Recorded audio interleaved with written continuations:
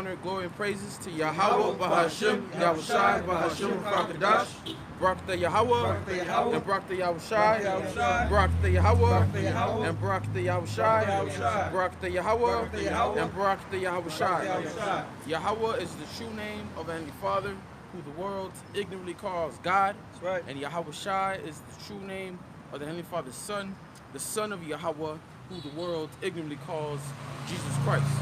We want to give double honors to our apostles and to our elders of Great Millstone, who we all learn the truth from, and peace and blessings goes to the hopeful elect, you brothers that are out on the highways pushing His word and His truth in sincerity. All right, Yahweh Bashim Yahushai has blessed us to go to another week to go out and to teach His people, to wake up His hopeful members of His elect, and to prophesy the downfall of the virgin daughter of Babylon, aka America. That's right. All right. So, with that being said, could someone bring out? Let's start out by reading Habakkuk, the 2nd chapter.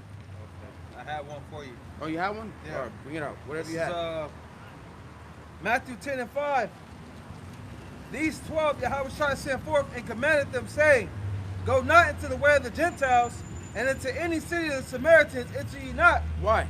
Because these way of these Gentiles and the way of Samaritans were other nations, were heathens. All right, and Samaria was a city that was part of in the land of Ephraim. Okay, and if you know the history, if you go to 2 Kings 17, because that's something that a lot of people don't know. A lot of people don't know the history.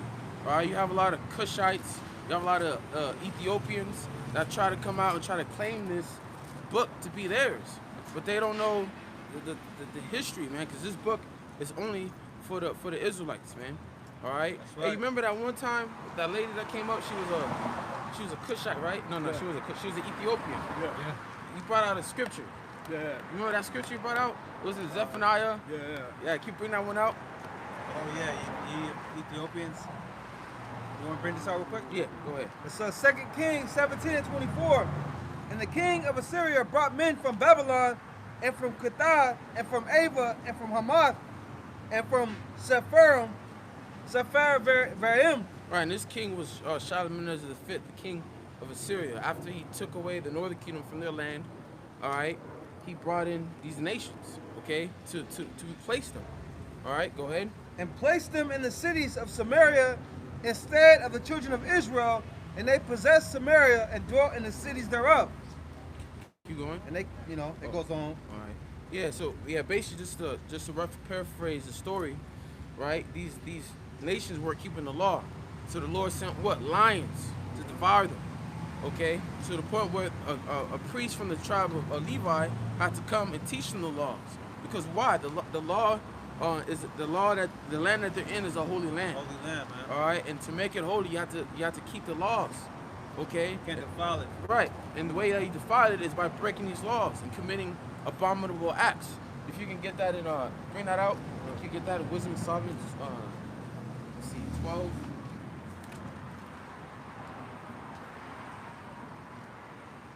Right, it's 12 and 3. There you go. This is Zephaniah 2 and 9. Therefore, as I live, saith the Lord of hosts, the power of Israel, surely Moab shall be as Sodom, and the children of Ammon as Gomorrah. Even the breeding of nettles and salt pits and perpetual desolation. The residue of my people shall spoil them, and the remnant of my people shall possess them. Right, and who's the remnant of these people? The Israelites, the elect. The remnant is another title for the elect of Israel. Right. The elect consists of 12,000 out of each tribe, which is 12 tribes. Like you, my brother, you look like, to me, I don't know what your nationality is, but I'm assuming that you're African American, right? Alright, whatever. But anyway, Don't forget about the men, women, and children, I believe, as well. Right. Part of that number. I mean, the Yeah, election. part of 1/3. Yep. Alright. This shall they have for their pride, because they have reproached and magnified themselves against the people of the Lord of hosts. The Lord will be terrible unto them, for he will famish all the gods of the earth, and men shall worship him, every one from his place, even all the isles of the heathen. Yeah, read that, Slaki, read that all over again, brother. Slaki. You read Zephaniah what? 2 and 9. 2 and 9, all right. 12 is the point that you wanted. Con. Zephaniah 2 and 10. This shall they have for their pride, because they have reproached and magnified themselves against the people of the Lord of hosts. Right. And we see that today. These nations are magnifying themselves, uplifting themselves over us, man. All right, and that's part of the curses. How we became a byword and reproach among these nations. We're so trodden down. We're so brought to a low estate. These nations are magnifying themselves over us, like they're acting like they're better than us, man. Yeah. Okay? The Lord will be terrible unto them, for he will famish all the gods of the earth, and men shall worship him, every one from his place, even all the isles of the heathen. Ye Ethiopians also, ye shall be slain by my sword. Hey, We used to bring that out all the time, bro. Every time a Christian will come up. Yeah. It'll always come out. That's the ultimate cut, because they like to claim that they're us. Yep. You know? We know you're Christians. I mean, our people dwell amongst you, of course. You know, but ultimately, the people over there in that land are Cushites. Yeah. They call themselves the Philasher Jews. Yeah. And I believe that word Philasher goes back to false. Yep. You know? Jews. So you want to go back? Yeah. I got a quick one. Go ahead. Go ahead. Exodus chapter 11, verse 7.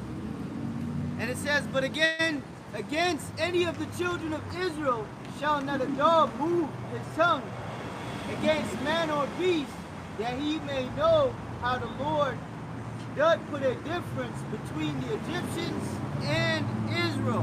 Right. Right. The Egyptians were Cush's brother. You know, they're all Hamites. You know, so there's a difference between the nation of Israel, which has their tribes, and the you know, the Hamites that have their tribes. But let me go back here. It's Matthew 10 and 5. These 12 Yahweh shall send forth and commanded them, saying, go not into the way of the Gentiles, and into any city of the Samaritans enter ye not, but go rather to the lost sheep of the house of Israel. Right. You can't go around that, man. That's straightforward, to the point, New Testament. Okay? Yeah, they try to claim that you could this Bible's for everyone. Right. You know, God, He sent His Son to bring everyone to know. If you read, Hey, I'm sorry. when the angel went to Mary in a dream, she told him, "You shall name him Yahweh Shai," which means He deliverer. He's the Savior, for He shall what? Save His people. And who is His people? We know that Yahweh Shai, according to Hebrews 7:14, He's from the tribe of Judah. That's right. The head tribe of the rest of the tribes, man. The head tribes of the 12 tribes of Israel. That's right. All right, so you so-called Negroes, West Indians, Haitians, so-called Hispanics, all right, you so-called Native Americans, some of the Indians, you're the Israelites, man. Right. Yahweh Shai, He's coming back to save you if you be part of His elect, okay? Right. How do you explain the Lost Lunar Stone, where it has the Paleo Hebrew, the ancient Hebrew, big ass stone with ancient Hebrew characters on it, before the devil came over here? How do you explain that? How do you explain the Bat Creek stone? Okay, how do you explain these different artifacts, man? Yeah, like And there's more. I'm pretty sure there's a lot more. It's just Esau, you know, he got to it first and hit it. Yeah, different pyramid. The biggest pyramid on the earth is in Mexico, man, if I'm not mistaken. So who did all of this? These are all indicators that we're the chosen people, man. Okay? You can also tell the attire that the Gadites wore.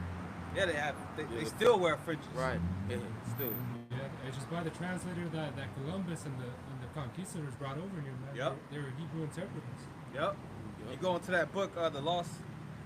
I forget the name of it. Lost Tribe. The 10 lost tribes? Something like that, man. They say that you know, one of the people came up and it was like our brothers are on another island, you know. I think it was Ephraim saying that, you know, their brothers on another island, you know, another tribe. I forget how it goes, you know. So it was a Jewish he was a philosopher, and he went about seeking the rest of the tribes, and he found out that the rest of them are scattered all across South America. Are you talking about the 13th tribe?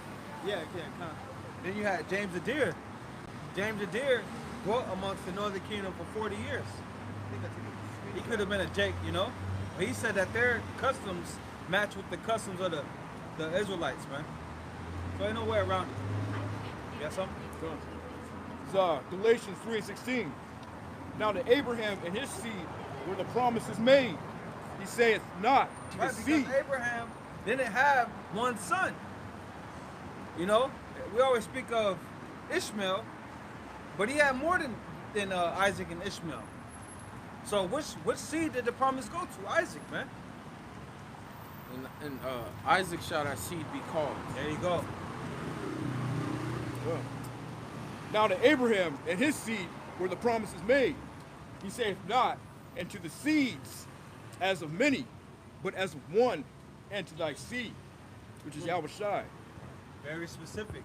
That's why when you go to Yahushai's seed line, his genealogy, it tells you exactly where he comes from. It goes all the way back to Adam, man. And You know? he was the first. Hey, I was shy. Even going deeper, he was an Adam. Yeah, yeah. Yeah, Yeah, that's what He they started his own his seed line. Yeah, Call, and they even call Yahushua the son of David. You remember that? Right. yeah. King Solomon. Right. Point is, the promises, in the kingdom, salvation is only for Israelites, man. The elect, Israel first and foremost. Yeah, I got one. Yeah, and that's something that a lot of people do not understand.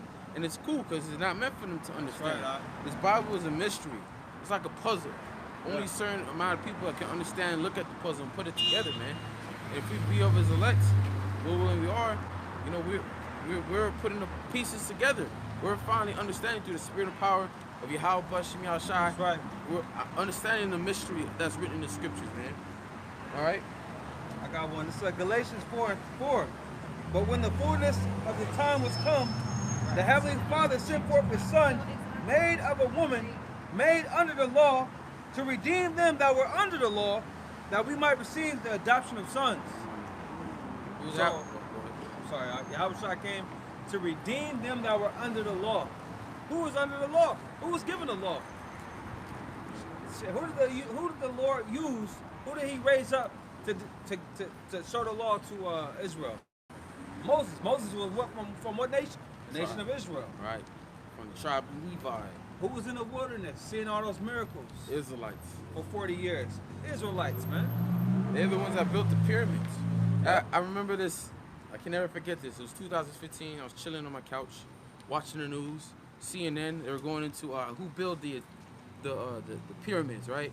There's this Asian woman, and she's like, we have history events that evidence that the Israelites did not build Egypt, did not build the pyramids. But explain the Mayans, explain the Aztecs. Come on, we built the pyramids. Then you got different pyramids in America too. You know, that's not really considered pyramids anymore. But I seen the brother in Mississippi. He went to one before in America, man. Right. But okay, I was gonna get the Treasure Islands. Treasure Cities. You got it. Real quick. So First Maccabees 13 and 25. Then sent Simon. He took the bones of Jonathan, his brother, and buried them in the Modean, the city of his fathers. And all Israel made great lamentation for him and bewailed him many days. Simon also built a monument upon the sepulchre of his father and his brethren, and raised it aloft to the site, with hewn stone behind and before. Moreover, he set up 7 pyramids, one against another, for his father and his mother and his 4 brethren. So that just goes into our history about building up pyramids, man. Yeah. So yeah, Israelites built up Egypt, right, in slavery. That's right. That's a perfect. I got one. That's a perfect piece of art. It's Exodus 1:10. It says, this is the Pharaoh speaking. It says, come on, let us deal wisely with them, lest they multiply, and it come to pass that when there falleth out any war, they join also unto our enemies and fight against us, and so get them up out of the land. Yeah. Sorry. Therefore they did set over them taskmasters to afflict them with their burdens, and they built for Pharaoh treasure cities, Pithom and Ramses. So the treasure cities are pyramids, man. Yeah, and that's why in the pyramids they find jewelries and gold. Jake designed those things, man. Yeah, there's still things that is being discovered today. Like recently, they found one of Pharaoh's, which was Ramses II, which is Ramses II, what we spoke of in Exodus 1. He's that new Pharaoh that did not know of Joseph's works. Okay, they found an artifact hidden in a secret tomb that they didn't know it was there before. You know. But where we left off. Our regulations. You go to Matthew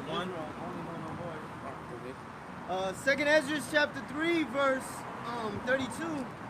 Or is there any other people that knoweth thee beside Israel? Or what generation had so believed thy covenant as Jacob?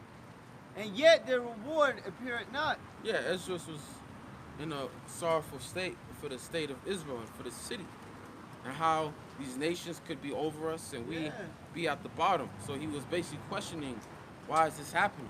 And he was asking Most High, is there any other nation that know you, that there's any other nation that knows you? Is there any other people that you have chosen? You know, go ahead, read that again.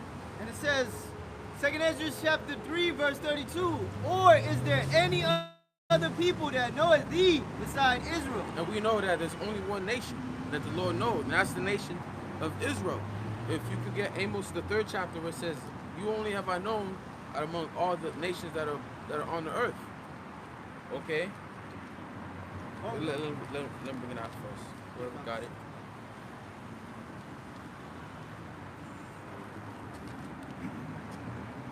It's Amos 3:1.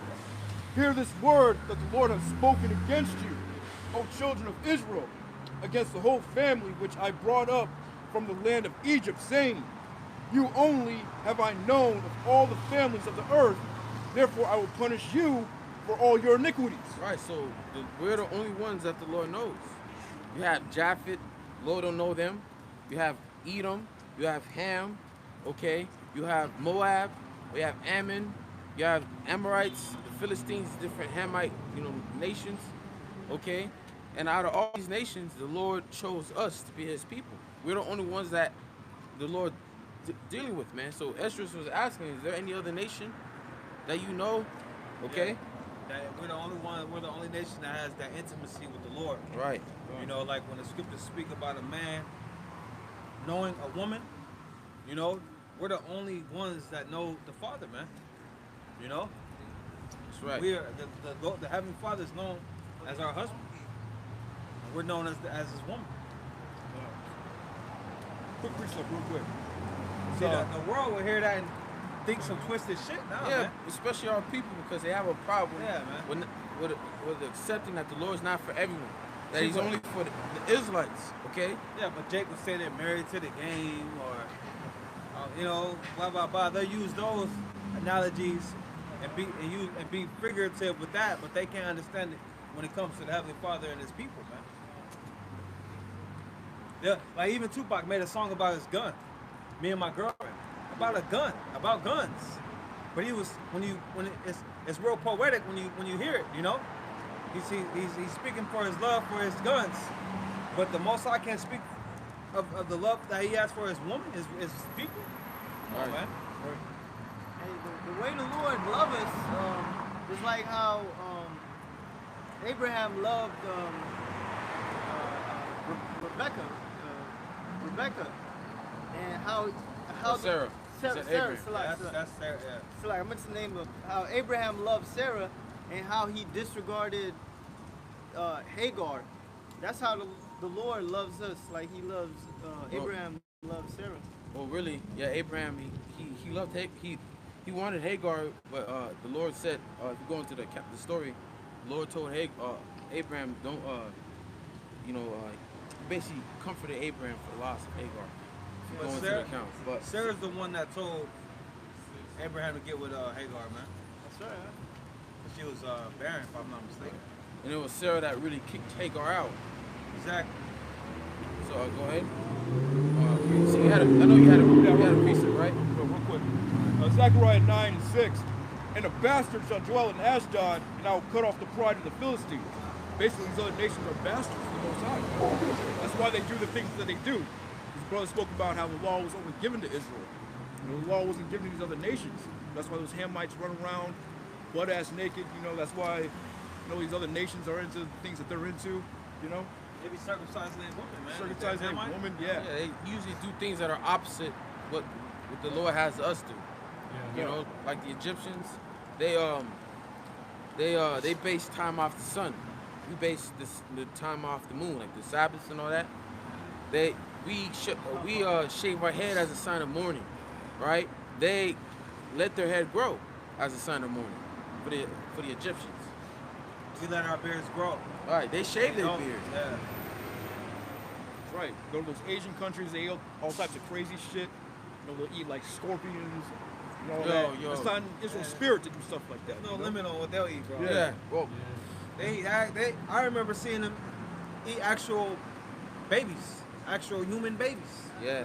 Yeah. Hey, if you go to Asian country, I suggest you stay vegan for those times you're there, because they tell you it's chicken, but it's not chicken. Just don't go, man. Dog. Just don't go. I got one though. If y'all done. I was in. Yeah, let him finish this. It's all right, bro. It says, or what generation had so believed thy covenant as Jacob, and yet their reward appeareth not, and their labor had no fruit. For I have gone here and there through the heathen, and I see that they flow in wealth, and think not upon thy commandments. Just like today, you see how good these Edomites and these other nations are living it up? They're not thinking about the Most High.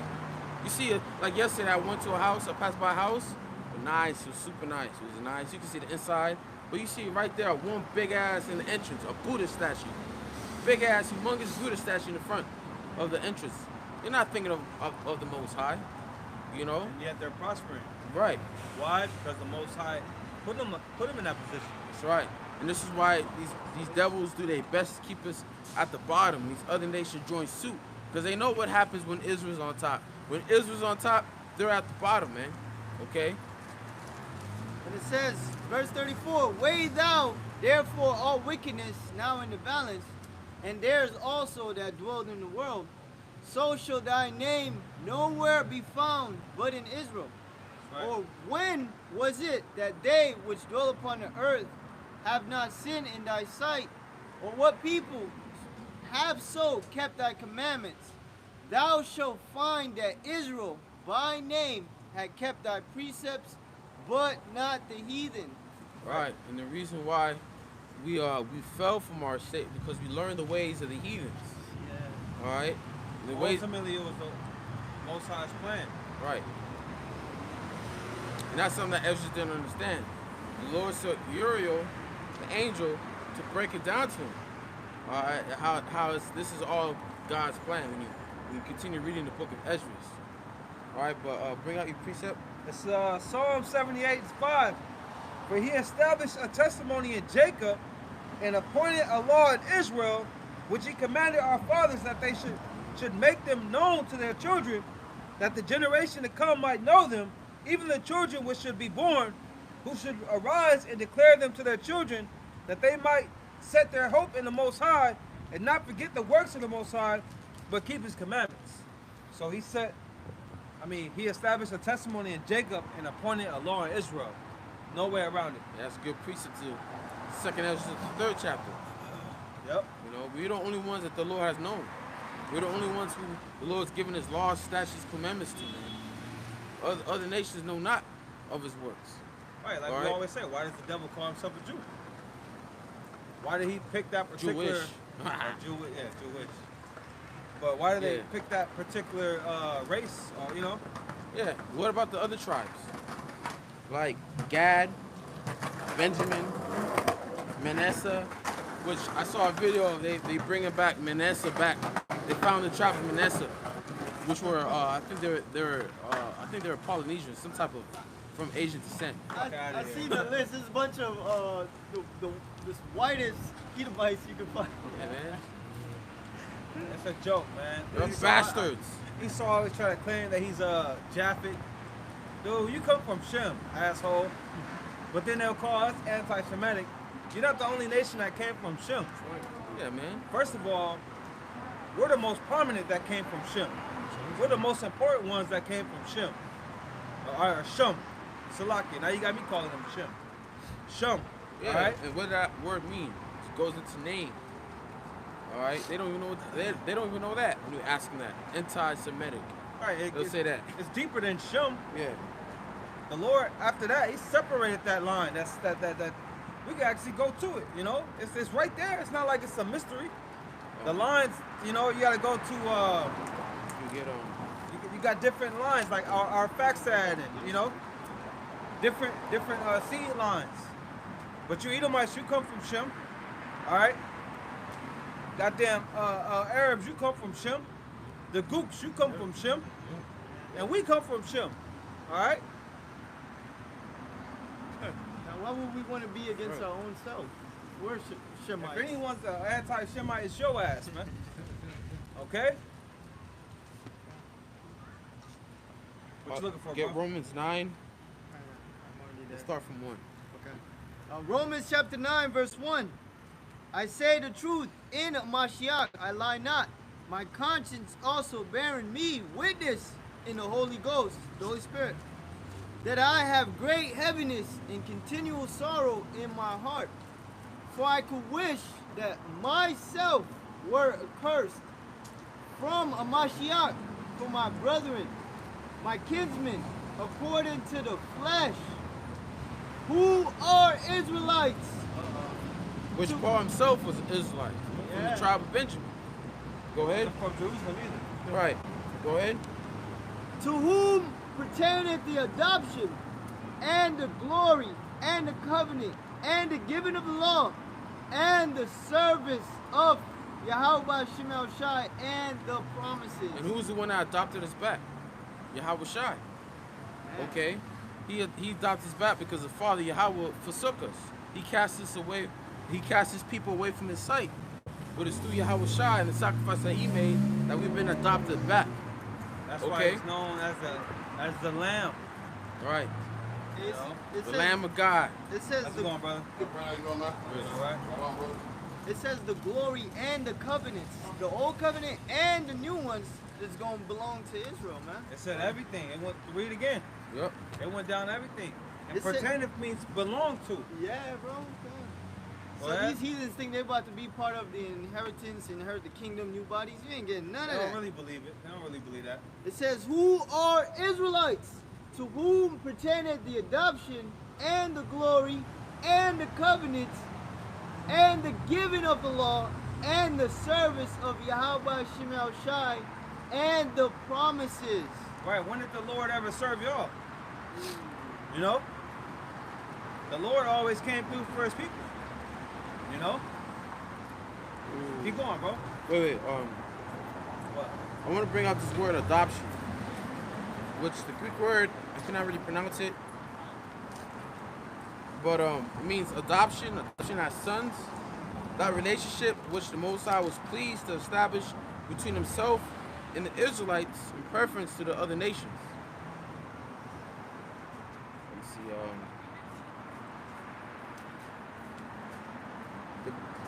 The nature and condition of the true disciples in Yahweh Shai, who by receiving the Holy Spirit of the Most High into their souls became sons of God. Okay, that's all I wanted to bring out. But adoptions as sons. When you go to Psalms 83, not Psalms 83, where it says we are gods. Okay, we are gods, Die like men. but we die like men. All right, we, the Israelites, before we were known as Israelites, we were known as what? The sons of God. Okay, then you had the sons of men, which were the other nations, and the sons of the wicked, which were the Edomites.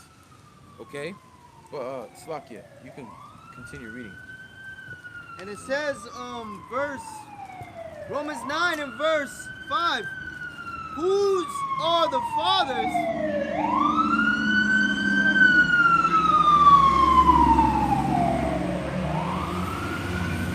Verse 5, it says, who are the fathers, and of whom, as concerning the flesh, a Mashiach came, who is over all.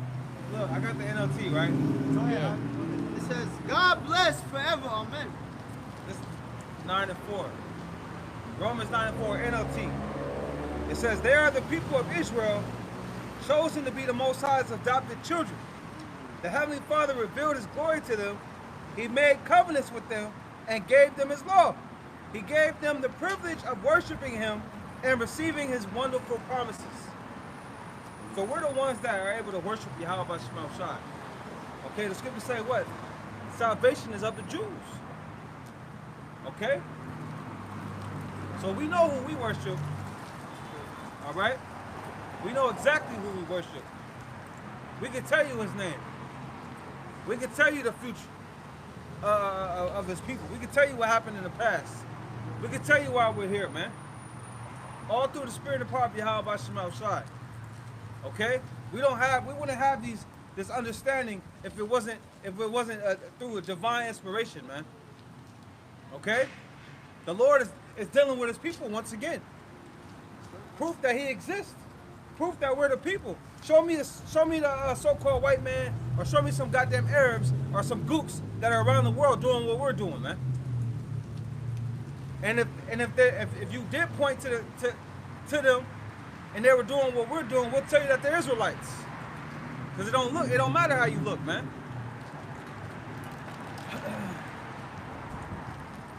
I got something. Yeah, keep going. Keep going on. And it says, verse 6, not as though the word of Yahweh by Hashem Yahushai had taken none effect, for they are not all Israel which are of Israel. Yeah, you may be an Israelite, but if you're learning the ways of the heathen and following after them, we consider you heathens, man.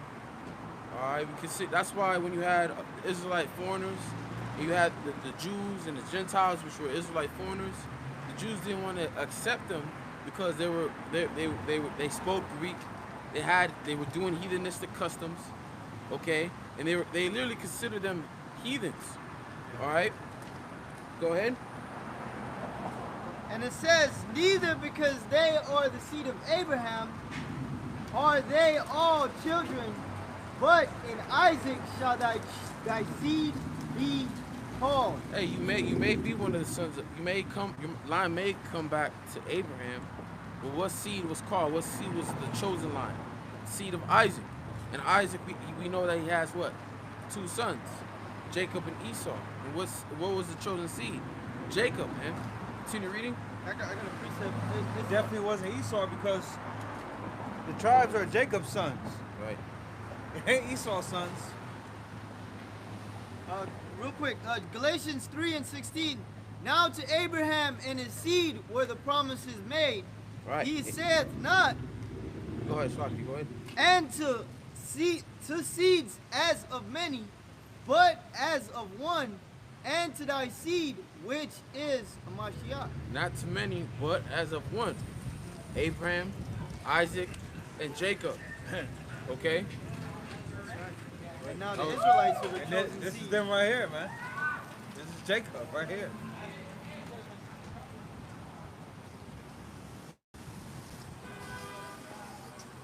Go back. Because I want to get to the point where it says the lump and all that. Okay. So verse 8, that is, they which are the children of the flesh, these are not the children of Yahweh Shemel Shai, but the children of the promise are counted for the seed. Right. Hey, you could say Ishmael, he was part of the children of the flesh. Go ahead. For this is the word of promise. At this time will I come, and Sarah shall have a son. And not only this, but when Rebekah also had conceived by one, even by her father Isaac, for the children being not yet born, neither having done any good or evil, that the purpose of God, according to the election, might stand, not of works, but of him that calleth. Right, now, Sarah, she had a son, which was Isaac. Rebecca, she had sons, all right, which were Jacob and Esau. Esau being the eldest, Jacob being the younger one. All right, go ahead. Verse 12, it was said unto her, the eldest shall serve the younger. As it is written, Jacob have I loved, but Esau have I hated. Right, the eldest shall serve the younger. You know that Esau came out first. And the time is coming where he's going to serve his brother Jacob. You got it? Go ahead. This is Isaiah 49 and 22. Thus says the Lord of power, behold, I will lift up my hand to the Gentiles and set up my standard to the people. And they shall bring thy sons in their arms, and thy daughters shall be carried upon their shoulders. And kings shall be thy nursing fathers, and their queens thy nursing mothers. They shall bow down to thee with their face toward the earth, and lick up the dust of thy feet. And thou shalt not be ashamed that wait for me. Hey, because Jake, we're a very fruitful people. We're scattered amongst all the nations, man. And the time is coming when the Lord establishes his kingdom here on earth, bring us back to our land. You're going to have these other nations that are going to bring our people to the land saying, you're an Israelite. This is where you need to go. Okay? Because what does it say in Romans? It says the Spirit beareth witness that we are the children of the Most High. All right? And it's going to be known if you're an Israelite when that time comes. So read that last part again. Slakia. Verse 23, Isaiah 49, 23. And kings shall be thy nursing fathers, and their queens thy nursing mothers, and they shall bow down to thee with their face toward the earth, and lick up the dust of thy feet. Is that literally? Is that literal? They're gonna literally pick up our feet and lick it? No, that's just symbolic how they're gonna bow down to us, man. All right. And thou shalt know that I am the Lord, for they shall not be ashamed that wait for me. All right. Come, yeah, and that Gentiles, man, that's talking about the other nations. Waya, you know, when you look it up in the Hebrew. But I just want to get the NLT version in 22 real quick. This is what the sovereign Lord says. See, I will give a signal to the godless nations. They will carry your little sons back to you in their arms. They will bring your daughters on their shoulders. Point being, though, the godless nations, man. These bastard nations. You know, they're all going to go into slavery, man. All right. Hey, just like you brought out in Zephaniah, the 2nd chapter, the 10th verse, and how all the gods are going to be famished, right? Going to lean, right? That's what that word goes into. But in that day, they're going to know that there's only one God. The gods that they've been worshiping the whole time were nothing but idols. Okay, they weren't real. They were not real gods, but idols. Something that cannot save them. Because the Most High, he's about to make himself known. He's about to show his power throughout all the earth, man. Okay? And we're to the point where everyone's going to know that there's only one God. And his name is Yahweh, and his son's name is Yahweh Shai.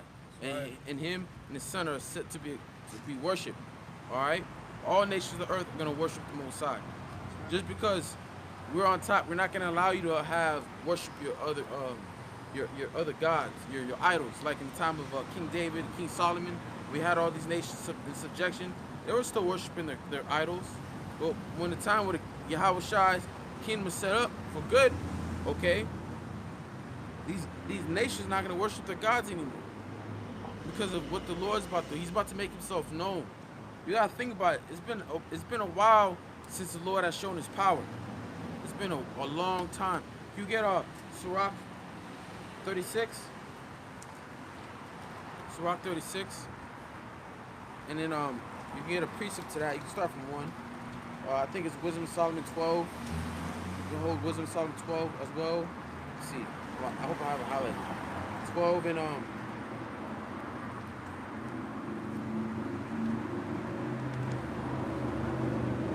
17. So read that out. Whoever got it. Oh no, Sirach 36 first. Then bring that one up. It says, Sirach 36 and 1. Have mercy upon us, O Lord, power of all, and behold us, and send thy fear upon all the nations that seek not after thee. Right. All nations that seek not after thee. We brought out in 2nd Ezra, the 3rd chapter, how these nations are prospering and they don't have no fear of the Most High. They're not worshiping the Most High. They're worshiping all these other gods. These nations don't fear the Most High. You can see that by how they treat his people. Okay? Because if we're his people, you should be afraid to put harm upon us, man. You should be afraid to oppress the Lord's people, man. Because remember, we're the apple of his eye. We're written on the palm, like it says, like a paraphrasing it. It's a parable. We're graven in the Most High's hand, man. Okay? you nations don't fear the Most High because you're messing up and you're oppressing His people. Starting with the so-called white man, Esau, Edom, man. All right, go ahead. It says, lift up thy hand against the strange nations and let them see thy power. Right. The Lord's going to lift up His hand. Who's sitting on His right hand? His hand, basically, we go into it, represents power. All right, and the Lord is about to show His power through His Son, which is sitting on His right hand of the Father Yahweh. Okay. Go ahead. I'll read that last part again. It says, lift up thy hand against the strange nations and let them see thy power, as thou wast sanctified in us before them, so be thou magnified among them before us, and let them know thee as we have known thee, that there is no God but only thou, O Yahweh B'Hashem Yahushai. Hey, that's right, man. All right, because they're going to know who the Most High's people is, because who's going to get beamed up? The Israelites. Yep. Who's going to be saved? The Israelites. Dark-skinned people. All right? And you know, the southern and the northern kingdom, man. The ones who you other nations despise, the ones you look down upon, the ones who you killed, stole their land, the ones that you effed over, man. Okay, they're going to be the ones to be saved. While your ass will be left down here, man. And you're going to know who God's people is. Yeah. Okay? Everyone... Slocky, go ahead. Oh, my bad. Yeah, when the Creator returns, man, who's He gonna look like, man? Yeah. Who's he going to look like? He's going to look like a dark-skinned man. All right? From the tribe of Judah. So-called black man. Okay? He ain't looking white, man. With long hair, blue eyes, with a smiling face. People not even considering what happened the last time he was here as a man. What you dogs, you other nations, did to him. Okay? So when he comes back, he's going to be a so-called black man from the tribe of Judah. All right? He's come back to save his people. The elect of his people. All right? You nations, as well as our people too. Because he ain't coming back to save everyone. It was his own people that delivered him to these dogs. So he could be whipped. So he could be whipped and be made fun of and be put on the cross to feel great agonizing pain, man. The time where the Lord is, he's gonna show His power. He's gonna show Himself, because He hasn't shown Himself in a long time, man, for years. I got one for that. Go ahead. Psalms 91:1. O Lord, power, to whom vengeance belongeth, O Yahweh, to whom vengeance belongeth, show thyself. Right. Who does vengeance belong to? Yahweh B'Hashem Yahushai. He's gonna first avenge Himself for what happened to him. If you can get Isaiah 63, vengeance is in His heart. Get that real quick. The scriptures say 1,000 years is one day. One day is 1,000 years. So it's only been about 2 days. Right. To Yahushai, when he was killed. It's been 2,000 years our time, but it's only been 2 days his time. And what's he to do Thursday, bro? This is you remember what you did Thursday? I was at the hospital all goddamn day on Thursday. We all know, but everyone, we all know what happened 2 days, what we did, what happened. It was just 2 days ago. It's not hard to forget. Okay? And that's not hard to forget. So you think Yahweh Shai forgot what happened to him? 2 days? Even the fact that it's 2,000 years ago. The Lord ain't forgot. It's not like the Lord has a loss of memory. Yeah, He always. The Lord is perfect, man. Yeah. But that scripture he's about to read, vengeance is on his mind, It's fresh on his mind, man. It's fresh in his heart, Then you gotta factor in what He did to the Lord's people.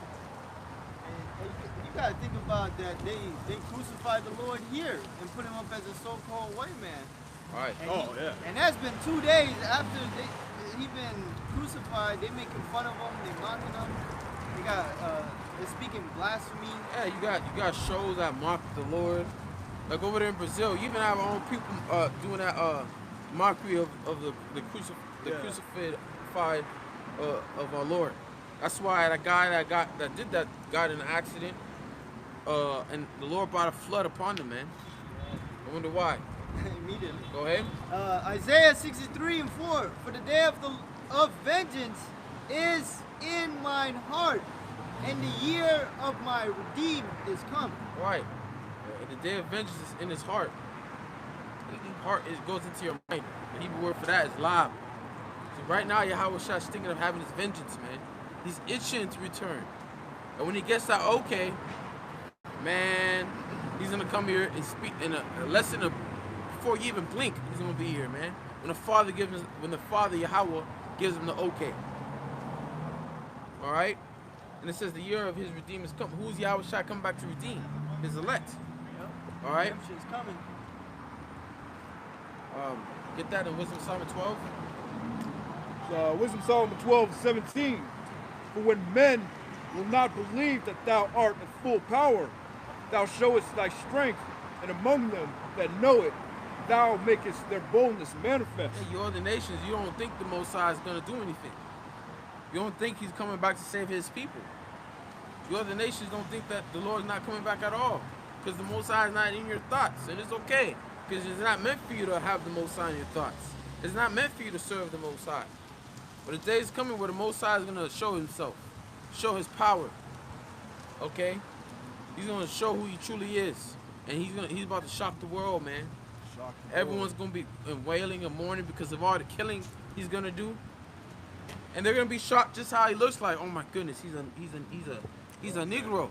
He's a so-called black man. He's gonna be shocked on how he's coming. Right? Because how's the Lord coming? All right, in the host of with the host of heaven, with the chariots, man. That's why when Ezra saw it, he compared it to a mountain. You couldn't see the end or the beginning of it because it was so humongous. And you saw shuttle ships, other ships, man, that are going to be in line. That's why it says, as birds flying, shall the Lord defend Jerusalem. When you watch birds fly, they fly in formation with one bird leading the way and the others behind it, like in a formation. So that's how the Lord's coming, in the chariots. So Zechariah 6:1. And I turned and lifted up mine eyes and looked, and behold, there came 4 chariots out from between 2 mountains. Right, these 2 mountains are bigger chariots. All right, and these chariots that were coming out of these 2 big mountains, that's referring to as which chariots are like shuttle ships. Okay, that come out of bigger ships. Okay. Right. And the mountains were mountains of brass. Ooh. Now we know there's no mountains of brass, man. Yeah. So it's speaking of them ships. Yep. So it compared it to mountains in Zechariah. Zechariah compared it to mountains and Ezra. Because mountains are so. We look at the mountains Massive, so massive, man. Like you could see, like if you travel down the 210, right? You know what I'm talking about. The 210 east. And those are small mountains. Right. No, but like you can see like Big Bear, the mountains, the snow. Yeah. You can see where the Big Bear Mountains looks close to you, but really it's far. Yeah. I heard. I forget who it was. It might have been a fallout, but he said Iraq, man. The mountains in Iraq are humongous, man. Yeah. You know. And they have like Mount Everest, which is like one of the highest mountains to go to. You gotta wear oxygen, breathable mask, whatever you call it. The higher you go up, man. What's the mountains that Yep. I think they're Northern Africa. What's that, Jake? Was it Hannibal? Oh. He had to go. Yeah. Oh yeah, he's Hannibal. What are them called? Oh, when he went to go fight the Romans. Yeah, what are those mountains called? I'm not sure, but he lost a lot of shoulders. Yeah. But But point is, them mountains over there on the old world are massive, man. still are. Yeah, massive, man. So if you compare anything to a mountain, you already know it's huge. Yeah, so that chariot that Yahweh Shai is he's gonna be on top of the chariot, like I believe it's written in Revelation 6 and 19, Revelation 6, chapter 6, and chapter 19, in Revelation 19. Okay. Isaiah 19 too. You ride upon a swift cloud. Right. I mean, we'll see. Yeah. Hey, because how's every eye gonna see him? Think about it. Yeah, we'll see. How's every eye gonna know what our Lord truly looks like if he's gonna be inside the chariot? You're gonna have to be on top of it. Okay. He's gonna have to be on top of it, man. A good representations of the chariot size, and visual representation is that movie Independence Day. The original one. They got that straight out the scriptures. To let you know that the elites know about this Bible, man. But yeah, they broke it down. You know, the amber and fire around it when the chariot came into the atmosphere, and the smaller shuttle chariots that the brother was going into it coming out. They showed that in ID4 too. I think the chariot was bigger in that one, right? Yeah, heck yeah, bro. I think that I was in I was with you. Remember when this guy that made that was part of what's that movie you just said? Fuck, man. Independence Day? Independence Day. All right, he had the like the whole sweater of it. When he saw, remember, they had a sign at the chariot, Independence Day, and his eyes drawn to that one. Remember? His eyes, he was wearing glasses. I still remember it. Because he was just. Talking about downtown? Yeah, we're in downtown. He's walking by, and he saw the chariot sign. And we had the picture of how it looked like in Independence Day. Right. And he was drawn to that one. Yeah, if you had the little men with the swords, garments on. Yeah, so there's a reason why he was drawn to it, because these actors, these directors, these people that make these movies, they know. They truly know it's a sign. Okay, they want to make a lie and imagine that they can actually beat the chariots, but it's not gonna happen, man. Yeah, you're not gonna upload no virus to see Howard Shai's father shit. Man. Yeah. Right. You ain't gonna shoot the chariot down and have a soldier beat the shit out of an angel. That's not happening, man. That's your imaginations, and it's like it says in the scriptures, a man's imaginations is folly. Excuse me. Where we left off? All right, go ahead. Isaiah 19:1. The burden of Egypt, behold, the Lord rideth upon a swift cloud, and shall come into Egypt, and the idols of Egypt shall be moved at his presence, and the heart of Egypt shall melt in the midst of it. Ooh, that's a good one. Read that again. Slock it. I'm gonna break it down this time. I just wanted to. Yeah. Isaiah 19:1. The burden of Egypt, behold, the Lord. So this is what we're about to read. This is considered a burden of Egypt. It ain't talking about ancient Egypt. It's talking about modern day Egypt, which is America. Right, this is the main showdown. Right. This is the main stage right here. It says, the Lord rideth upon a swift cloud. Swift cloud, is it an actual cloud like you Christians may read and actually think it's an actual cloud? No, it's a chariot. Because when you go to Psalms 104, it'll tell you that he's making his clouds his chariots. And they ain't talking about a horse with a carriage on it, all right? It's talking about a UFO or a UAP, okay? It says, and shall come into Egypt, and the idols of Egypt shall be moved at his presence. What are the idols of Egypt? Because everything, if you look at America, how it's built off these idols, man. There's a lot of, like here in Hollywood, you have the, I think you have the, what's that thing? There's a Babylon, I forgot the name. But, huh?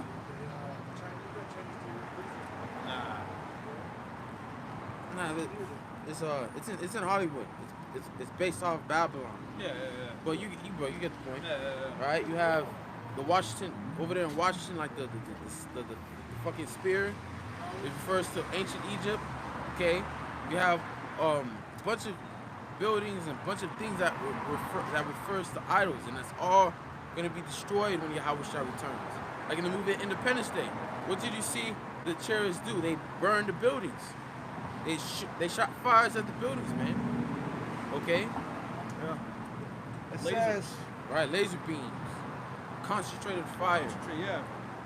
Fire, the tempest, all mixed together. Right, because the nuclear missiles ain't going to be the only thing that's going to bring fire. Yeah. Yahweh Shai is going to bring fire as well. That's right. it says, and the heart of Egypt shall melt in the midst of it. Yeah, the people here are gonna Lose their fold. minds, man. Fold. They're gonna have panic, especially when you see our Lord Yahweh Shai, and he's not who you thought he was. He's not a so-called white man with long hair, and he's not smiling either. Okay, he's not smiling. You Edomites automatically know you're fucked.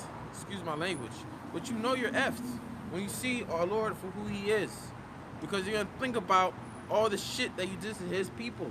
Yep. And it ain't just the southern kingdom that are his people. It's the northern tribes as well. Yep. Okay, Got precept. go ahead. It's Wisdom of Solomon 5:1.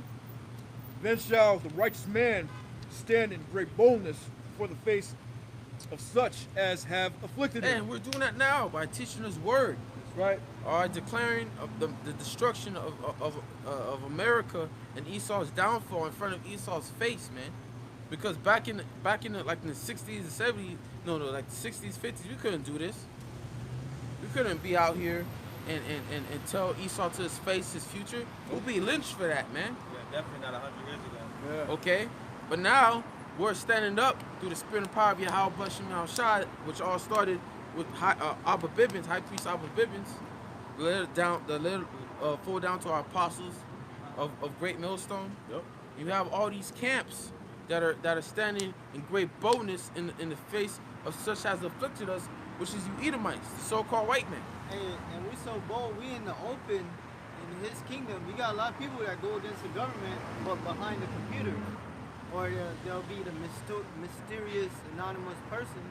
But the Lord put that bold spirit upon us to be out in the whole open in your kingdom, you know, condemning you. Right. Go Like the ahead. brothers in Dallas, Oh, the guys, corner that they teach 18. on, there's a plaque there, you know, man, how do you say it? You know, a plaque there basically in the memorial of a Jake that got hanged right there 100 years ago. But now look what's happening on that corner. Brothers is teaching the word, man. So that's a big difference. That's a big turnover. You know, Yep. showing you how everything changed, man. Yes, as the brother always brings out, the brother Zakar, he's not here today, but you couldn't even laugh on the street. You know, you had to put your face in a laughing barrel. Yeah. So it would kill you just for laughing out there. But Yeah, now, that shows you how that's still kind of like today, but they just can't do nothing about it. right. Because Esau hates seeing Jake have a good time. They hate that, man.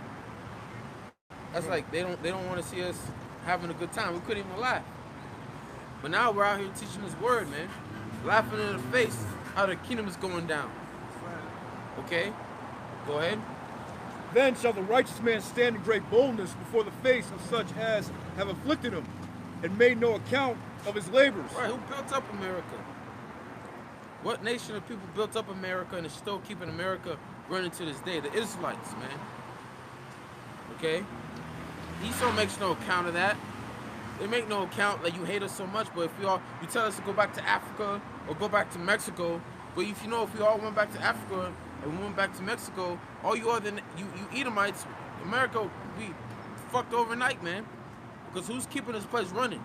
Israelites. What Jake. you mean go back to Mexico? California was Mexico. Yeah, that's right. What the fuck you talking about? You know, if anybody gotta leave, it's your ass, man. But that's something that they don't want to hear. Take your ass back to the caves. Yeah, go back to Caucasus Mountains. Go back to the Caucasus Mountain, man. Go back to the caves. You gotta go back to Mount Sinai. And Africa's not our homeland, man. Right. We're from the land of Israel. How about you get your ass out of the land of Israel? How about that? They ain't gonna do that, man. Hey, that brother Sakar's in the chat. Hey, Hey, so on, my. Yahweh Shema Shabbat. Shalom. We need you here, that boy. Yeah, brother. Keep Verse going, 2. that's a lot. That's good. When they see it, they shall be troubled with terrible fear, and shall be amazed at the strangeness of his salvation. Right, because the way that the Israelites, the one whom these other nations, Esau and these other nations despise, is going. The way that we're going to be delivered is a strange thing. Okay, we're not going to be delivered to be experimented on like they show you in the end of the world.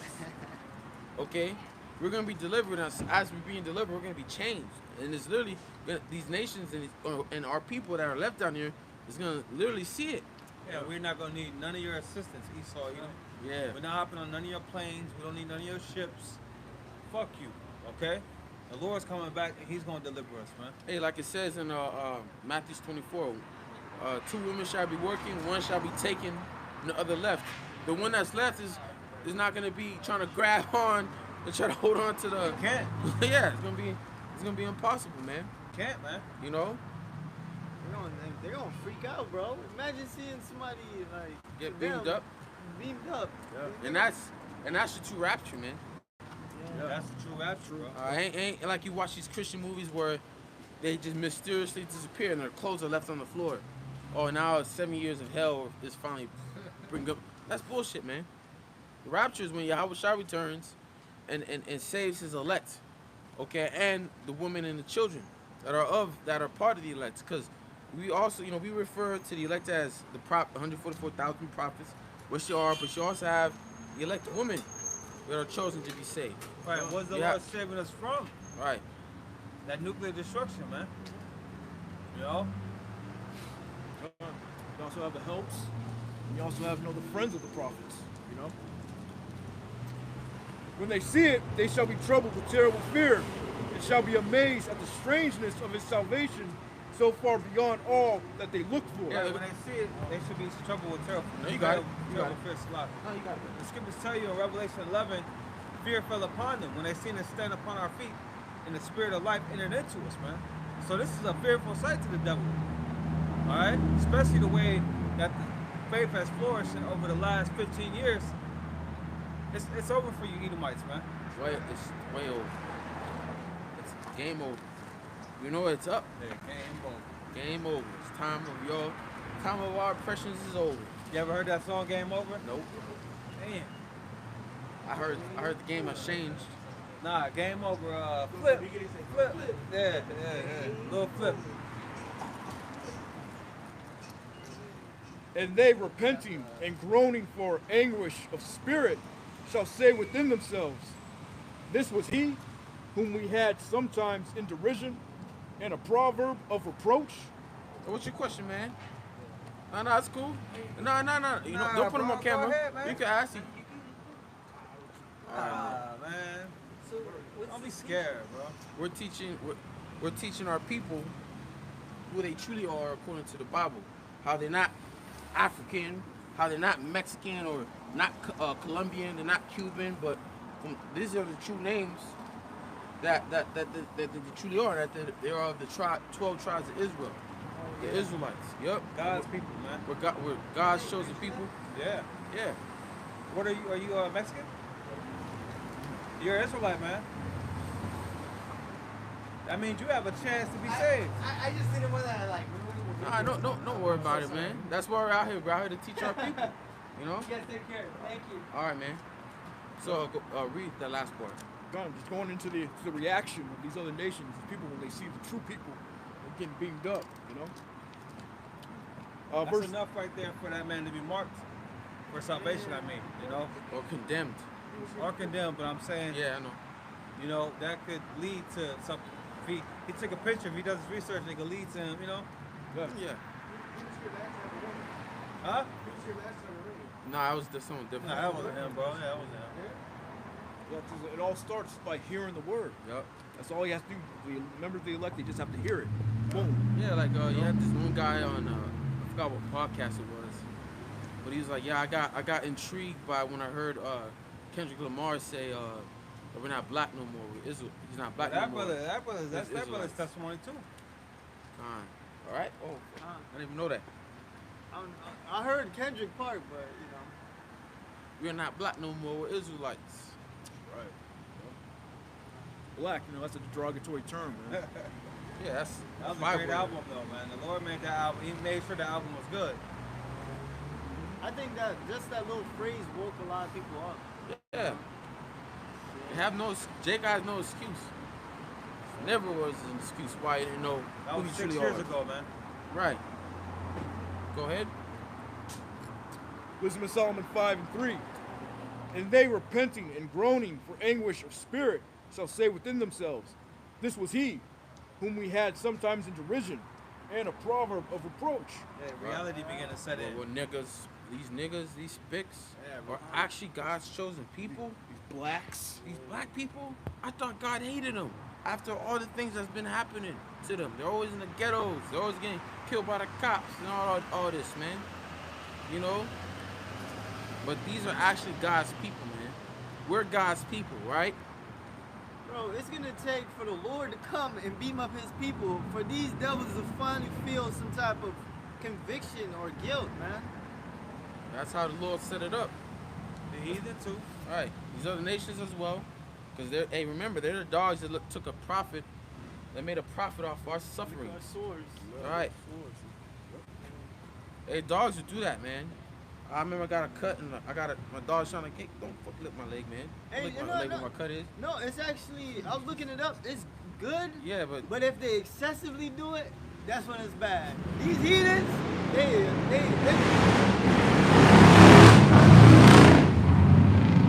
they don't overdid it, man. They don't licked our wounds, man. Made it an infection. Right. Yeah, no. All right. Go ahead. We fools who counted his life madness and his end to be without honor. That's how they look at you, man. Your life is madness. It's crazy. They're not gonna explain how they created that environment for you to live in, man. Right.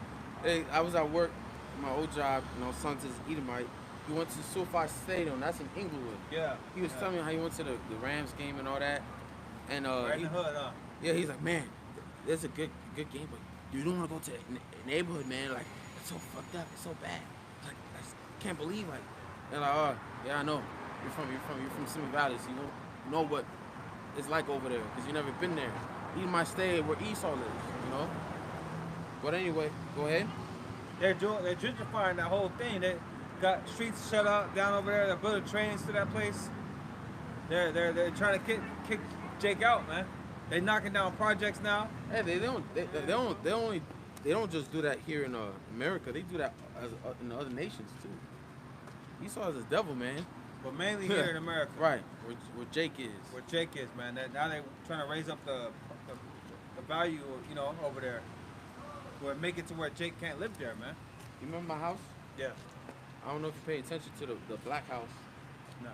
But the black house across the street, 2-story. I mean, not 2-story. 2-bedroom.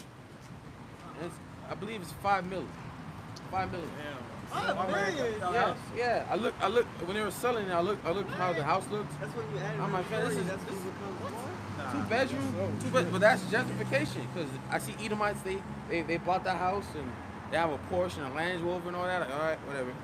But that's what Esau does.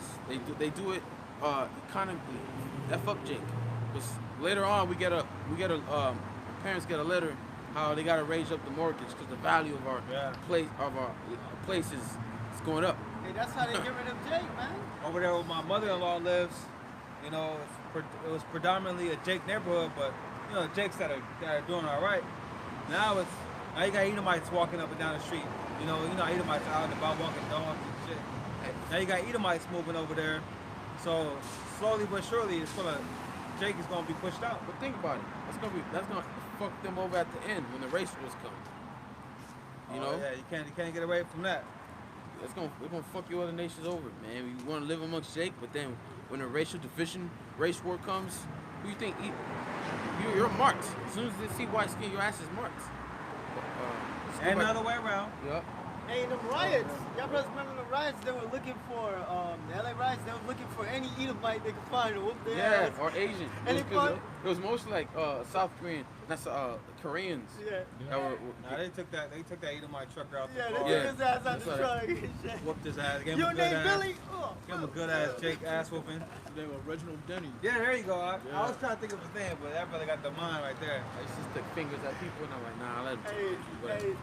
Jay gonna be out for so-called white blood out here, man. Yeah, that's in Michael, man. And that's everywhere, man. All these nice cities are a block away from the fucked up cities, man. A block. Yeah, like Washington or DC. Yeah.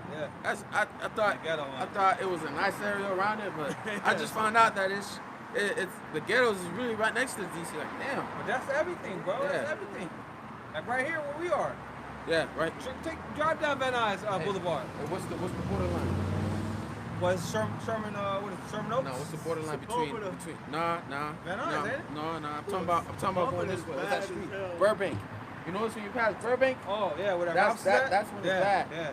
Here is now we're in Ventura, the white area. We see a lot of things, but we pass Burbank, heading north. Right after the auto mall. Yeah. Yep. Right after that, you talking about where Ralph's is at, right? Yeah. Yeah. Right That's after when it gets nasty, bro. I used to live right there. It gets nasty, bro. So I lived here so long I can tell the borderlines between the nice areas and the ghettos. Hey, so even the nice areas are surrounded by the ghettos and man. It's always like that's the whole America, all the cities. So Even downtown you got Yeah. it's so-called nice, clean streets. And then a block over, it's fucking horrible, man. Yeah, you could go to West Hollywood, then the Beverly Hills, then through Santa Monica, then you go to Culver City. All on just one street. If you take Santa Monica down, it goes through the nice areas and the ghettos. But anyway, can you go back to that scripture? Let's finish it.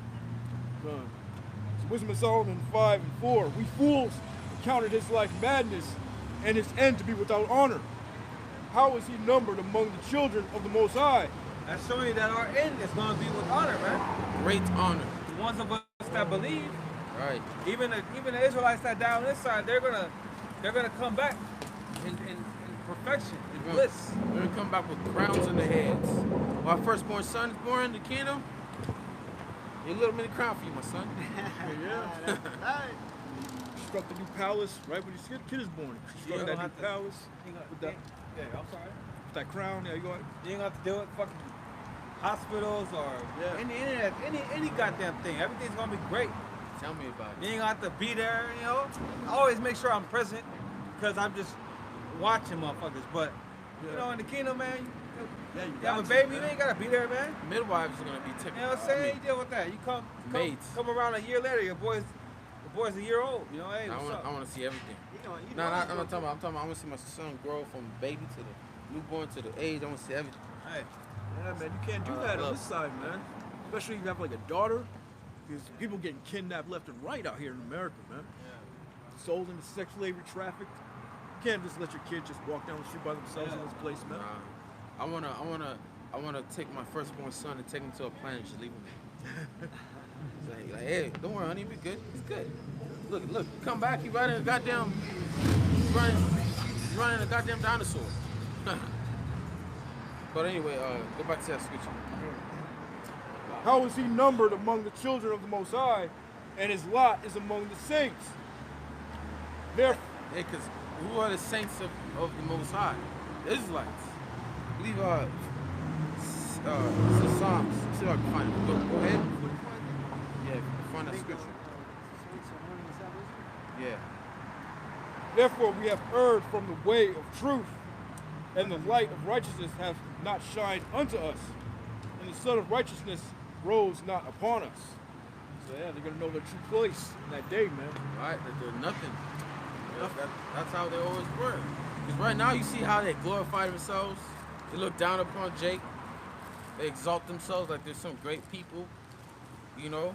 They despise you. And they act like they're the shit, man. Yeah. well, even though they're still following after Jake. You know, look at the youth of these nations. They're now they're a part of the sneaker culture. You know, reselling shoes and shit. All they listen to is hip hop. You know. What was it? Psalms 149, huh? I got one. I got a precept for that. All right. It's Psalms 50 and 5. It says, "Gather my saints together unto me, those that have made a covenant with me by sacrifice." Ooh, wait, read that again. It says, "Gather my saints together unto me, those that have made a covenant with me by sacrifice." Oh my Hey, goodness. who are the saints of the Most High? The Israelites. Who he made a covenant with by Is- sacrifice. Come on, man. Right, the Israelites, man. The first covenant he made with our forefathers in the wilderness, in Mount Sinai, and our people did not keep that covenant. So the Lord, he made a new covenant that He's gonna establish through the remnant of Israel, the ones that get beamed up. All right, that's when we'll be established in that new covenant. All right. It's gonna change our stony hearts into a fleshy heart, man. Program us to be righteousness, man, so we'll never go off again, man. That new covenant. Gone. So Psalms 148 and 14. This is a precept to bring out who the saints are. 'Cause you can't just say that every nation or everyone that believes in God is a saint. No, there's a specific people that are saints. Well, what does saint mean? Okay, saints go back to being holy. The Okay, scriptures plainly tell us that we are a holy people unto Right. the Most High. hey, holy. Basically, when you go into that word, separate. What keeps us separate from these other nations? The law, statutes, and commandments. And the spirit the Lord gave us, man. Right. Hey, because the spirit, man, our spirit is way different from another nation's spirit. Like We got lively spirits. right, we got. You can tell. Yep. You can tell. Like at the scripture you brought out earlier, how the Lord do put a difference between the Egyptians and the Israelites, and how and how's that difference? You can tell by the spirit, man. Yeah. We're the salt of the earth. Yeah, I'm sorry. No, you go ahead. I'm You got it, bro. sorry. You got it, bro. My C's had a basketball game today, right? Man, you could tell the Jakes on the court, they move different, man. Opposed to the heathens on the court. The heathens, you know, the coach telling them pass the ball. Every time my son pass the ball to the fucking heathen, they lose the ball, man. Oh, Like, keep the ball in Jake's hands, man. Fuck these goddamn heathens. They're playing, Suck bro. ass. They're not even rough. They're all soft and shit. Yeah. Jake gonna put that pressure on you, hit the ball, you know, steal it, block it, Yeah. shoot it. They got some salt, man. Jake be making a shot and start dancing. hey, I Yo. believe Embiid got fired. He's under fire because he said white players shoot threes or something like that. Yeah. I seen a little post because that's all they good at. You know, they ain't got Well, no athleticism. The white players, they talking about probably Jake's. But you know, there's some Edomites in there that just shoot. That's all they do. Ain't none of them shooters fucking with Steph Curry. That's right.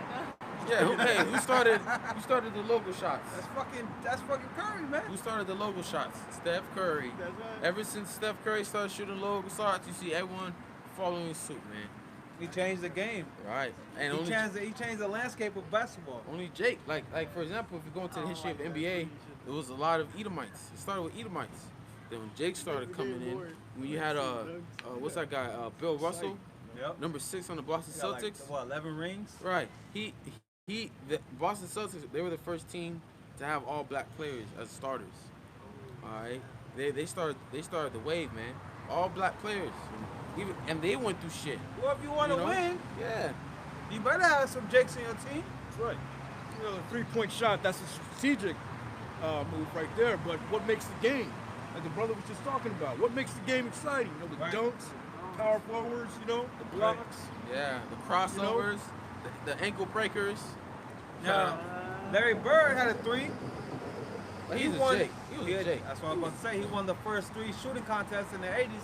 Now he's a Jake. We know he's a Jake. He's a Jake, man. I was watching him play. No You one can can tell, play like bro. Larry Bird. You can tell he's a Jake by the way Jake talks about him.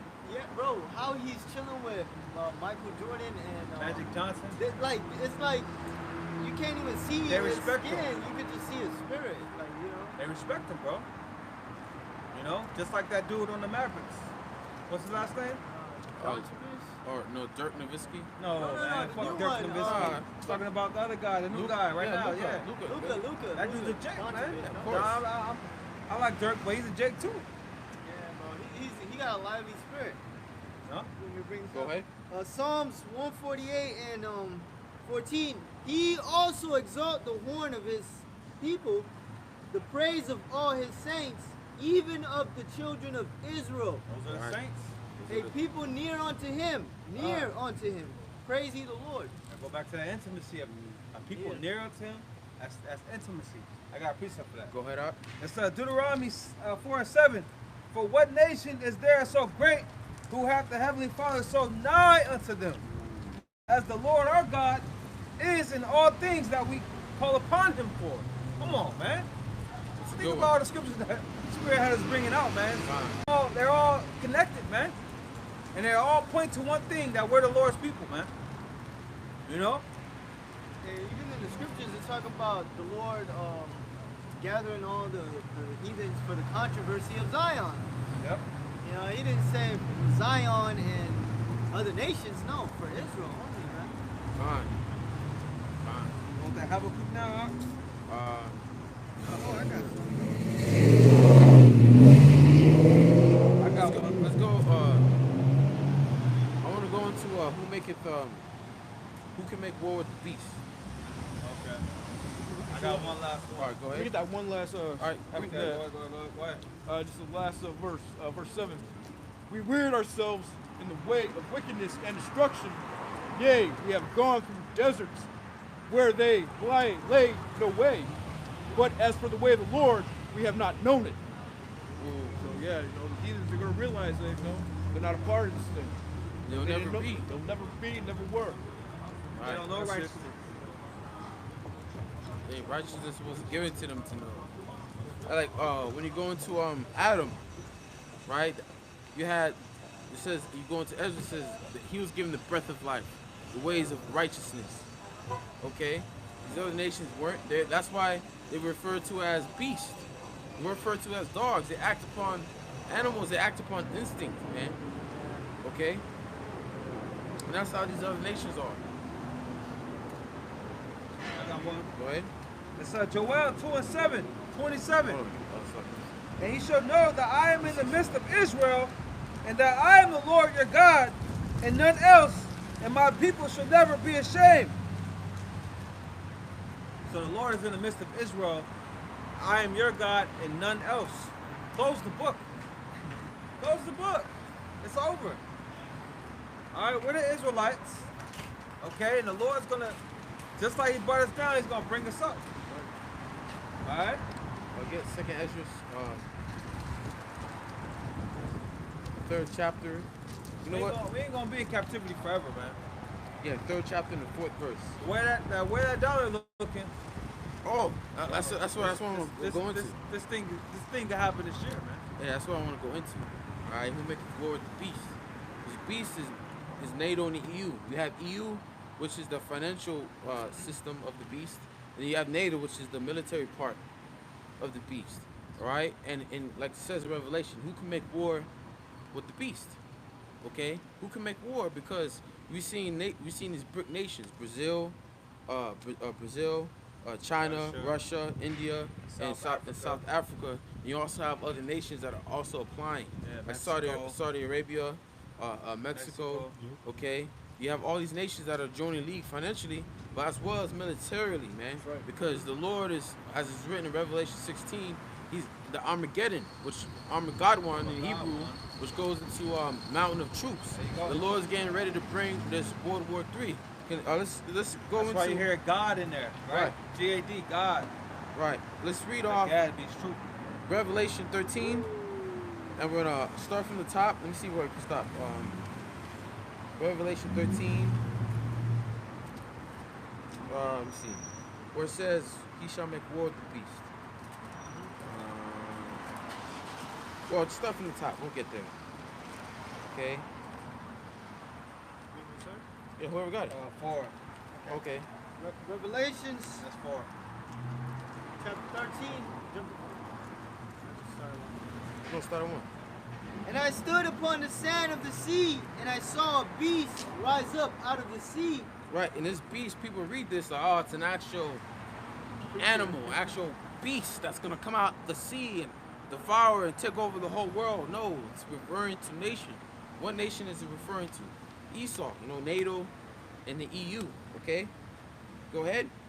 Having 7 heads and 10 horns. Right, these 7 heads were 7 major empires of Esau, starting with the Greeks. You had the Romans, the Greeks, the Romans, Germanian Major, Germanian Minor, the French, and the British and the Spanish. All right, go ahead. And upon his horns 10 crowns. Right, these 10 horns, which they had ancient names, and today they have modern day names. Okay, let me see if I have it written down. The 10 horns, right? The Anglo-Saxons, the Franks, the Alemanni, the Lombards, Ostrogoths, the Visigoths, Burgundians, Vandals, Surrey, and Varilli. Now that's where the ancient names that were allied with ancient Rome, but today they have modern day names like Belgium, Denmark, France, Italy, Netherlands, Luxembourg, Greece, Ireland, England, West Germany. You want to write this down? All right, so let me read it again. 10 horns, right? Belgium, Denmark, France, Italy, Netherlands, Luxembourg, Greece, Ireland, England, and West Germany. And back then, you know how Esau was trying to up prophecy. They add more to the EU and all that. Okay, so go ahead back to the top of Revelation 13. And I stood upon the sand of the sea, and saw a beast rise up out of the sea, having 7 heads and 10 horns, and upon the 10 crowns, and upon his heads the name of blasphemy. Right, now blasphemy, like Yahweh Shai say that all sins can be forgiven except the sin of blasphemy against the Holy Spirit. Now Esau is the only one that committed the sin of blasphemy against the Holy Spirit because they put themselves as the Most High. They say that they're the sons of God. That's blasphemy. okay? Because you're not the sons of God. You're not the Most High. The Most High did not look like you, man. Okay? Go ahead. Oh, sorry. You know how, like, in Daniel's, it described the nations as a statue.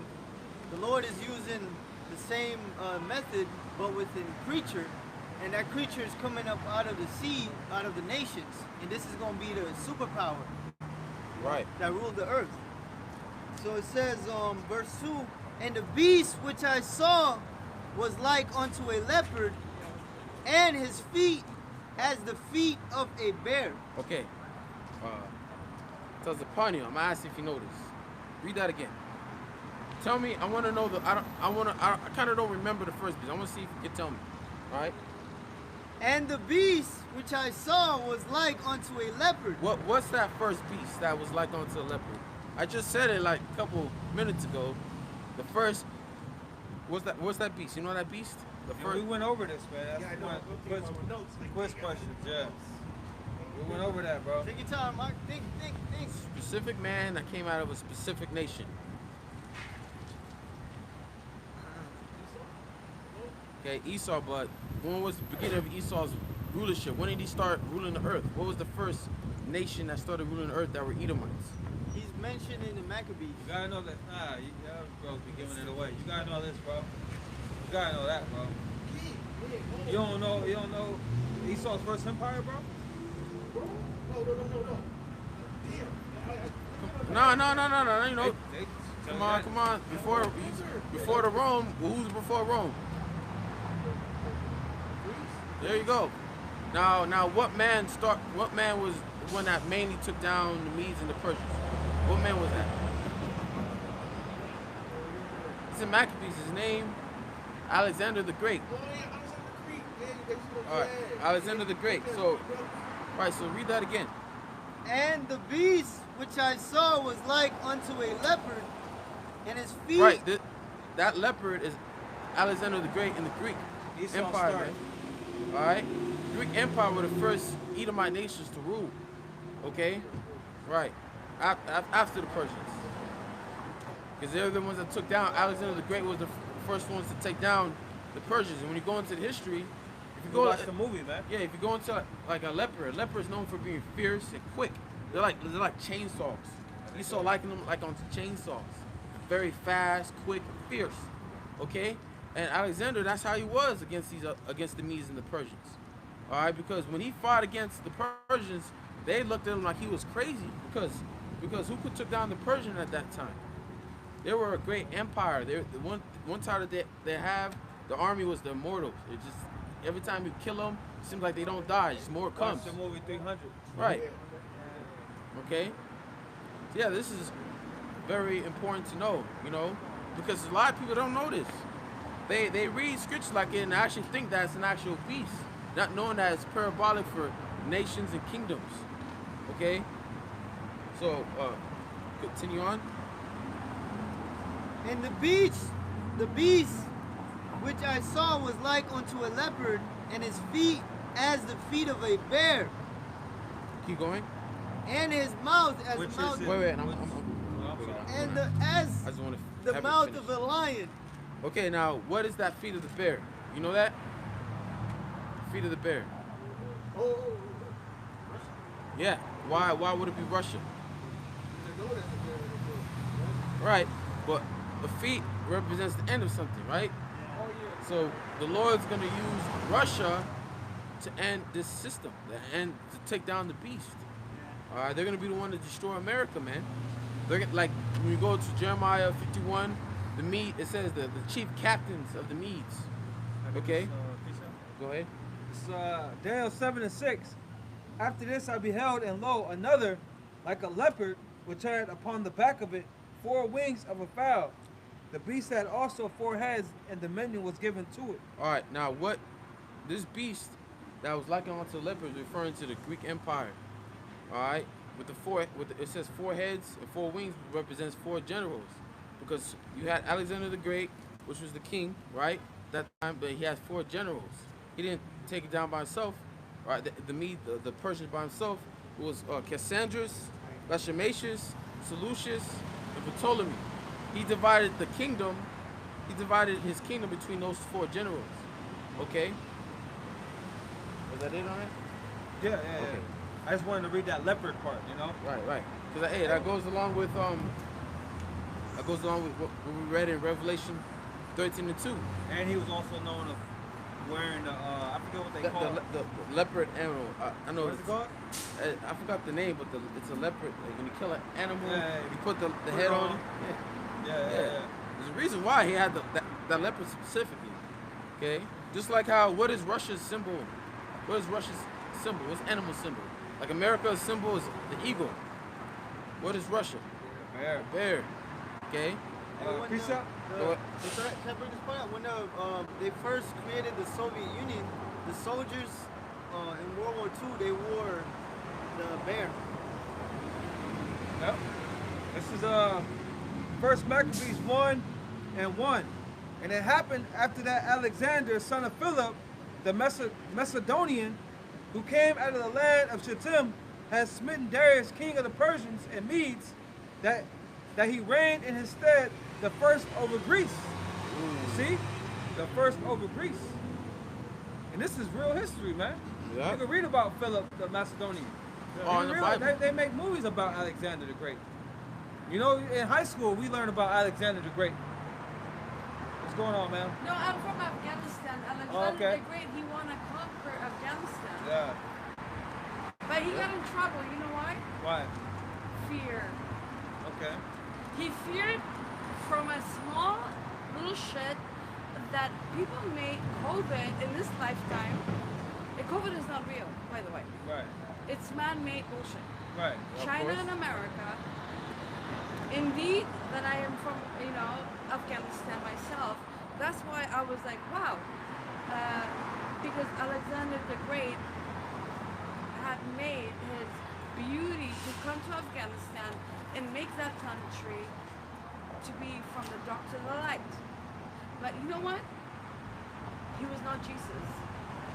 Okay. There's only Prophet Muhammad, Jesus, Moses. Krishna and all that. I'm so sorry. Can I ask you a question? I love hearing about him. Trust me. But in the same time, No, we don't like Alexander. We don't like him. Yeah, I don't dislike him. I think he was powerful. We're just bringing it out because we're going into I history love right it. now. I love it. I love history. Since you from Afghanistan, what's your thoughts on 9/11? It was all from right here. There you go. The There you go. brothers from fucking, you know what it is? They are doing this for a long time, eons, beyond and above time, as you know, because otherwise I would not speak.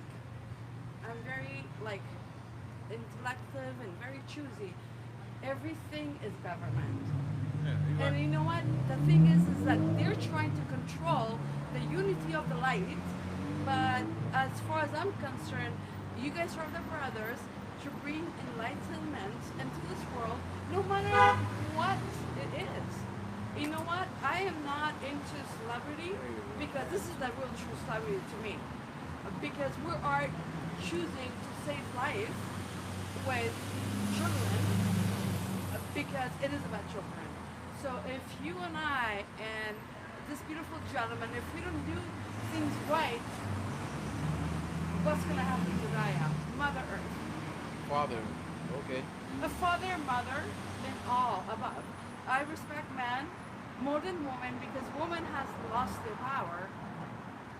Not because of Mary Magdalene, but at the same time, when you bring all the energies in, I respect man more than woman.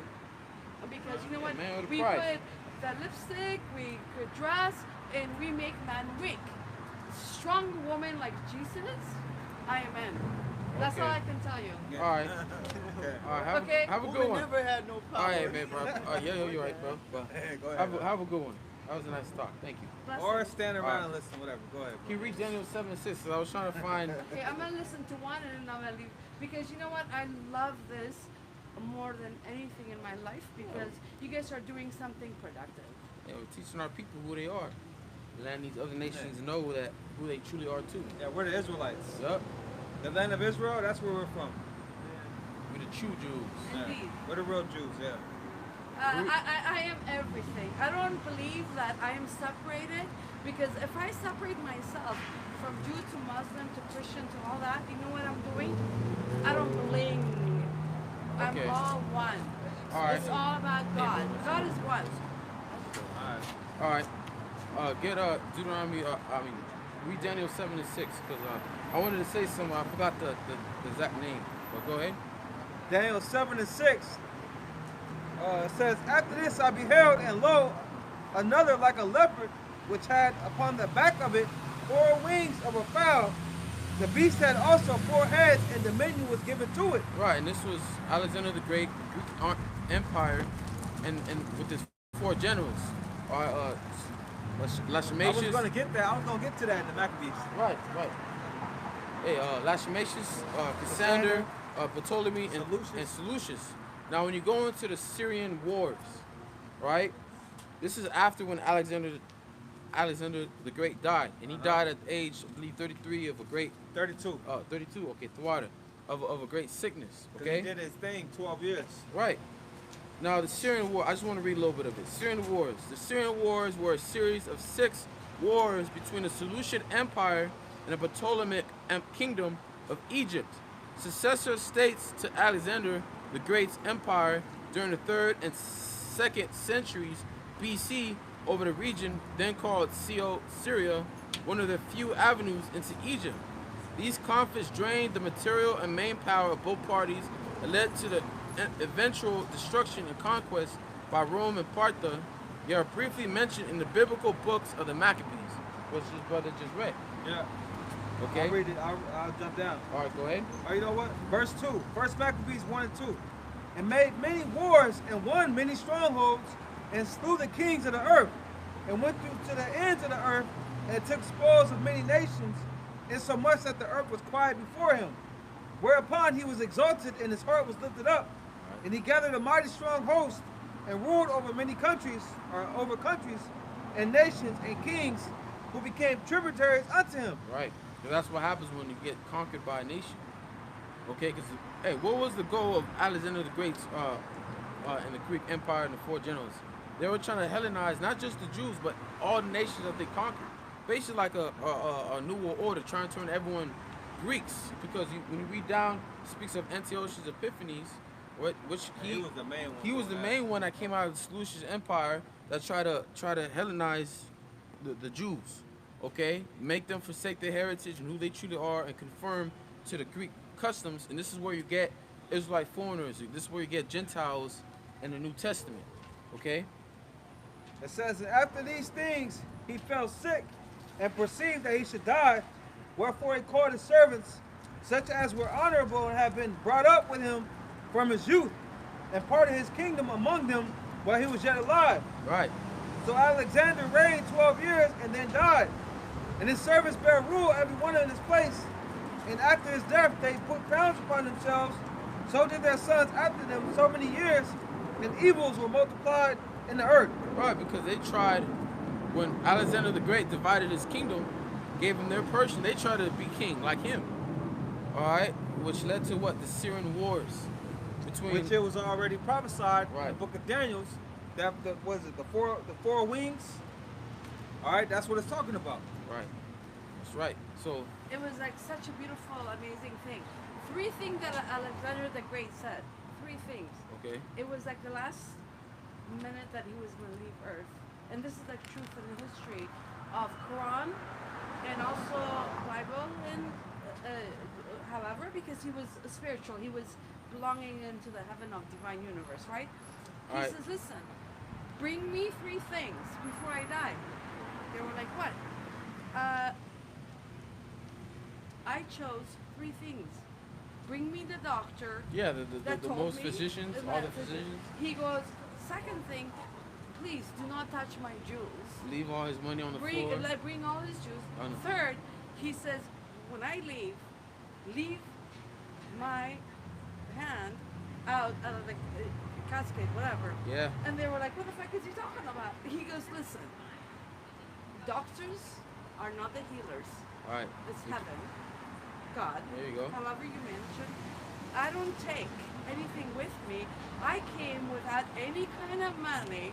There you go. There's not like there's no material that I make money. Money Right. doesn't make me. But please leave my hand alone because I'm going heaven on earth. Yeah, you're right on that. You're right on that. That's in the Quran. Well. Because That's you know not what? art. Can I share something with you? I'm gonna say one thing and I'm gonna leave. All right. People have so much judgment. They use the beauty of other prophecy, okay, the What prophecy? mastery. You know why? Because of the ego and also money Okay. and all this stuff. But you guys are doing something amazing. Yeah, so teaching end our of the people. day, we're all brothers and sisters, and we came alone, we go alone, and then whatever we do, we need to connect to the divine universe because this is not home. Would you like It's for the just- Would you like for the so-called Negro man to rule over you, I'm so sorry. opposed to the so-called white man? Say that again. Would you rather have the black man rule over you, opposed to? I don't believe in so-called black white and man. white and blue and purple. You know what I believe in? You know what I'm I saying. believe in my heart. All right. Alright, man. That's cool. You know, God is in my heart. I don't see color. Okay. What I see is the soul, the spirit, and the energy of heaven. Okay. That is. But- Because you know what? Every color is beautiful. Hey, but let me What's ask you beautiful? something. Alright, man. Alright. Hey, the time you were here, did you learn something new about That's Alexander enough the of that Great? shit. I did. That's why I stopped. Hey, you did When learn you something, said, right? I'm Alexander like, the Great, right? But I hope you learned something too. All right. I want to More ask you ego. about the Quran, but whatever. That's cool. No, go ahead, go ahead. I love I was gonna ask you what's some prophecies in the book of Quran. Okay, so Quran is written. You gotta make it quick though. Make it quick. Okay.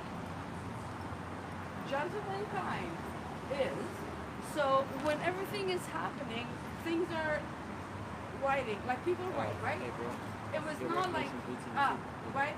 Makkah is right there, but Prophet Muhammad was actually Christian. He was not Muslim.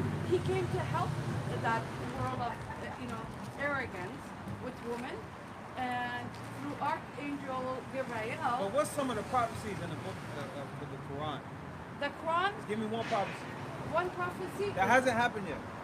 Honestly, I am not nobody, but I can say one thing. It's about learning to love unconditionally, to learn you, to learn your But I don't have no whole prophecies. ancestry. I have no prophecy. I have no prophecy. See, this book right here, the Bible, the Full only of main prophecy. book, that's prophecies that's gonna happen in the near future. Which we're all living in a time where we're about to see these prophecies. Yep. Like that's written in the Bible. Read Revelation 13 and 16. That's right, bro. This is written in the Bible about great trouble, Jacob's trouble in Jeremiah 37. Right. And in this one, our Lord, we use this as a description to show. See, our with Lord me, Jesus- okay, Wait. sorry. Yep. Well, our Lord Yahweh Shai, who the world ignorantly called Jesus Christ, is prophecy that he's gonna make a second return. That's right. He's gonna come with fire. He's gonna kill a lot of people. He's also gonna save his elect. It's all written in the Bible. That's all prophecy. All right, we can tell you why there's wars. All right, Yep. Indeed, because indeed. this Yahweh Shai, our Lord, when he was a man about 2,000 years ago, right? He prophesied how before he returns for the second time, how there are gonna be wars, rumors of wars. Right, There's gonna exactly. be earthquakes, Pestilence. famine. famine. And that's all we see. Because it was written, my love. Yeah, but, where? In you the know, Bible. In the In the Bible. Bible. I believe Not in in the Jesus Quran. more than anything. There you go. Okay, but can I share something with you? I would not, I would take that beauty, I don't would worship it. put your feet out, and I would put everything Just- out there, it's just- because you know what, when I see in the name of This Jesus Christ, is just a picture. I'm We're not This is just see, an image. see, This like is not, when we you, don't, when, we- when, when you put your feet, my love, you know what you're doing? You're putting your energy it's just in a the picture. wrong. We don't worship My, this my, picture. my love, I It's just a worship picture. Jesus. I Okay, worship but what Jesus do the up there. Bible says? You must worship I him in truth worship. and in I spirit. You know Not- what the not thing is? an I image. don't care. All I Okay, care, okay. I care about Jesus more than anybody. All right. Because he came holy. Yeah. There was no agenda behind him. He came to So he save walked the the earth. planet. Yes. He walked the earth. What did he look Indeed, like? Indeed.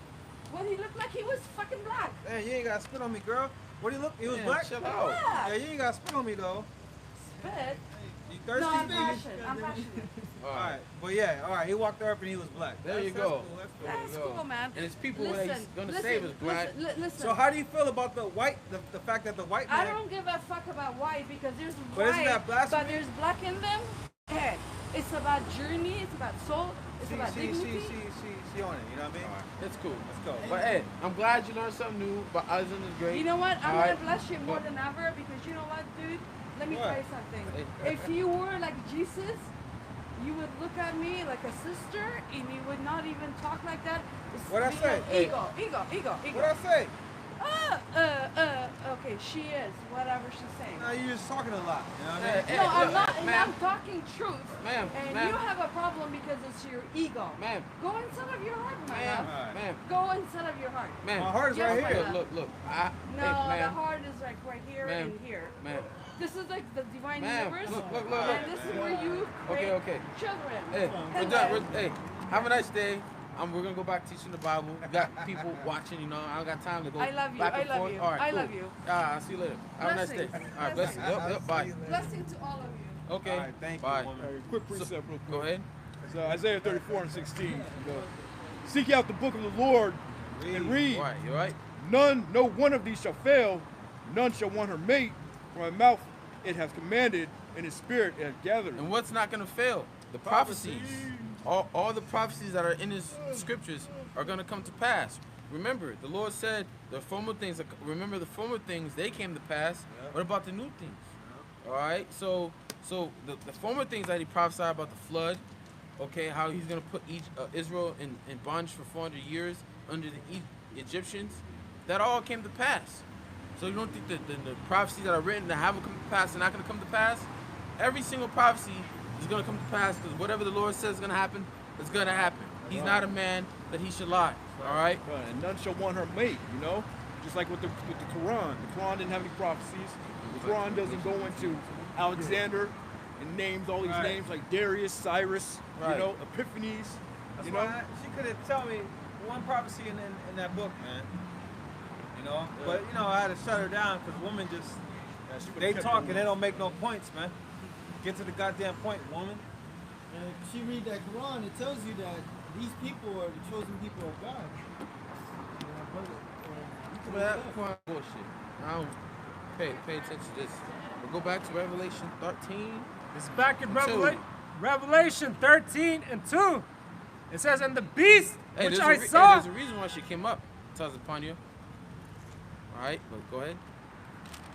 It says, and the beast which I saw was like unto a leopard, and his feet were as the feet of a bear. And she initially came up talking shit about Esau. Yeah. Yeah. COVID, you know, whatever Yeah. is fake, and 9/11 inside job, all of that. Hey, she says she's from Afghanistan, right? Afghanistan or all the same people, the Indians, India and Afghanistan and Persia. They're all part of Elam. Oh, Elon, man. All right, all Elamites.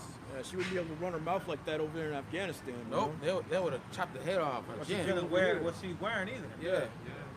Talk Go about ahead. that her heart is right here and right here. Bitch. So she worship her pussy and shit. Hey, they do with the Muslims. They worship that Mecca stone, and it has a pussy right there. They be kissing it. It's weird, man. Well, hey, what's that beast? That the leopard. What's that? What? Alexander the Greek. Alexander the Greeks. You go on. It says, and his feet were as the feet of a bear. Right, the feet of the bear again is the Russian, because the Lord is going to use the Russians to destroy America, man. Okay, they're going to be the ones that are going to start off the war, start off this nuclear war. All right, go ahead. And his mouth as the mouth of a lion. Right. Do you know who the mouth of the lion is? Huh? What nation is referring to as the mouth of the lion? What's the mother of this place? What's the mother? Where did America, the colony, the Pilgrims, where did it come from? The mother. Oh, UK. Yeah, Great Britain. And I think, like, you know, you go to the like the soccer league, it's like a lion. They have their symbol is a lion. That's like the British. Right. But the mouth of the lion, because who really controls this place behind the scenes? Behind the scenes, who really controls The it? Rothschilds live. Yeah. Yeah, Rothschilds, Rockefellers, which are the same people. They mostly live over there in Europe, Britain, and all that. Yeah, if you talk to them, they're gonna have a British accent. Yup. They don't live here in America. Wonder why. London controls all the money. Right. That's like when you go into the three unclean frogs, you have the Vatican, which goes into the religious part of it, of the beast. The Washington, which is the military part of the beast. The financial part is London. Okay? And what was that? What Lauren Rothschild said, give me, I don't care who makes the laws, but give me control of the money. Money is the great, money is really powerful because Esau uses the military part to afflict pain and that do not want to be under his system, do not want to accept the marks of those, use the military part. But the mouth of the lion is referring to Great Britain. Okay? Go ahead. It says, and the dragon gave him power. Hey, So bro, like this it. information is out there, bro. You can easily, I mean, I would do that as soon as possible before that, you know? That information is out there, bro. From the apostles and the elders, man. They break all of this down, you know? They have been for years. Yeah, like Apostle Yamla. This is new to your ears? No, I've heard it before. I couldn't take it. Go ahead. No, sir's gonna say my bad. Apostle. Yeah, Apostle Yamla, he did a lesson just going into like Daniel's 2 and he brought out some of this. They be going, they'll go into chapters, you know, they break things down, bro. Yeah, because remember, there's a lot of new people coming in. Apostle Todd said himself. That's why they're going over it again. And then, hey, look, bro, why are you out here? You're out here to be saved, just like we're out here, right? What did the Lord tell Ezekiel? To eat this roll and to go teach the house of Israel. You got to study this word so you be able to teach. What did Paul say? Yeah, bring men that are apt to teach, are able to teach. You got to be able to teach. You got to know these things. I know. I'm sorry. I know it may take some time. Some of us, slow learners. Like I'm a slow learner myself. But through the spirit of power of Yahweh, Shy, the more you hear this word, the more you go into the breakdowns. You write your notes, you go over the notes, you'll get it. You know, because this breakdown, I had a problem breaking it down myself. Okay, and me going in to do my personal lessons, bringing this out, reading my notes, going over it. Now it's stuck to me to where I'm able to, bring it out now through the spirit and power of Yahweh Shy. So you gotta be able to teach, bro. You gotta be able to take this knowledge in and be able to teach. Yeah, because if we weren't here, what would you be doing? What would you do? I'd be watching. You wouldn't be teaching. You just watch. I took a lot of notes. I took a lot of breakdowns. The name. From all sorts of things. But retain it. It's back to back to back. Is what I need to do. Repetitive. But the point is, if we weren't here, you should be teaching. Because you've been around for years. Go ahead. So go ahead. We'll read that last part in the dragon. It says, and the dragon gave him his power and his seat and great authority. And that dragon is referring to the Roman Empire. And like you could take fire, right? Something could be on fire, and then you could pull it close to something, and that thing will get on fire. And you could do the same thing with that object. So it's like that with the word. The word should be fire within you. And you should want to be able to teach it so other men can learn it and they go and teach it. I was so excited today because I was able to. It's my turn to speak. Yeah. Yeah, man. I was excited. Yeah. Therapy, right, bro? I get excited. Like, yeah, I'm excited. I'm fine. I get to speak. I don't know what I'm gonna go into, but I'm just let the Lord willing, speak through me. Lord willing that this so far is edifying to whomever be watching. Yeah, man. We like to teach. Sometimes you gotta refrain from teaching people. Yeah. Like for example, LA, we're a big camp. There's a reason why we have like the Spanish camp, the Spanish bros. They had to split up because every brother is able to teach. Every brother you see should be able to. Yeah, everybody you see up there, they have either if they're holding a sign or a camera. Like this brother, he's holding the camera, but he's able to teach. Yep. This brother, he was holding the camera. All of us are able to teach. Everybody sees should be able to teach. And we're not just bodies, just warm bodies, just here and shit. Should. Go somebody and start teaching. I've seen it where they hold a camera for 6 months or so, and then they start teaching. I seen it. sign holder, then I was a post holder, and I was holding the camera. Then I started reading. Now I started speaking. I never thought I'd see myself speaking, but I always had trouble with my speech. Yeah, me too. Yeah, At first, I was holding the camera, man. Holding the camera, but you learn so much by being on camera. Right. Especially back then, when I came in, holding the camera, eventually began, like, naturally, I was just a reader, naturally. I remember scriptures, but then it got to the point where I began speaking, bro. Yeah, I remember I was we were at chilling at bro's house. Yeah. I was telling you. At my I was, house? No, Rock's spot. Saying I was nervous. It's like, you telling me the exact word. You should you should want to teach, man. You should want to speak. Say, yeah, you want to tell me. I remember this. Yeah. You know, but. Now, for real, Yeah. you know, grow, the scriptures speak of glory to glory, man. Yeah, like when I was on the other side, I wanted to be on this side. I don't care what I was doing. I wanted to be on this side. I don't want to be on that other side. I want to be on this side. I want to partake too. Get in the mix, right? Right. Get involved. Like I said, bro, like I told you earlier, you're doing something. If the Lord sees that you're doing these, probably the reason why you're still out on the other side. You've been out there a while. I was out there for a while. You know why? Because I was doing something.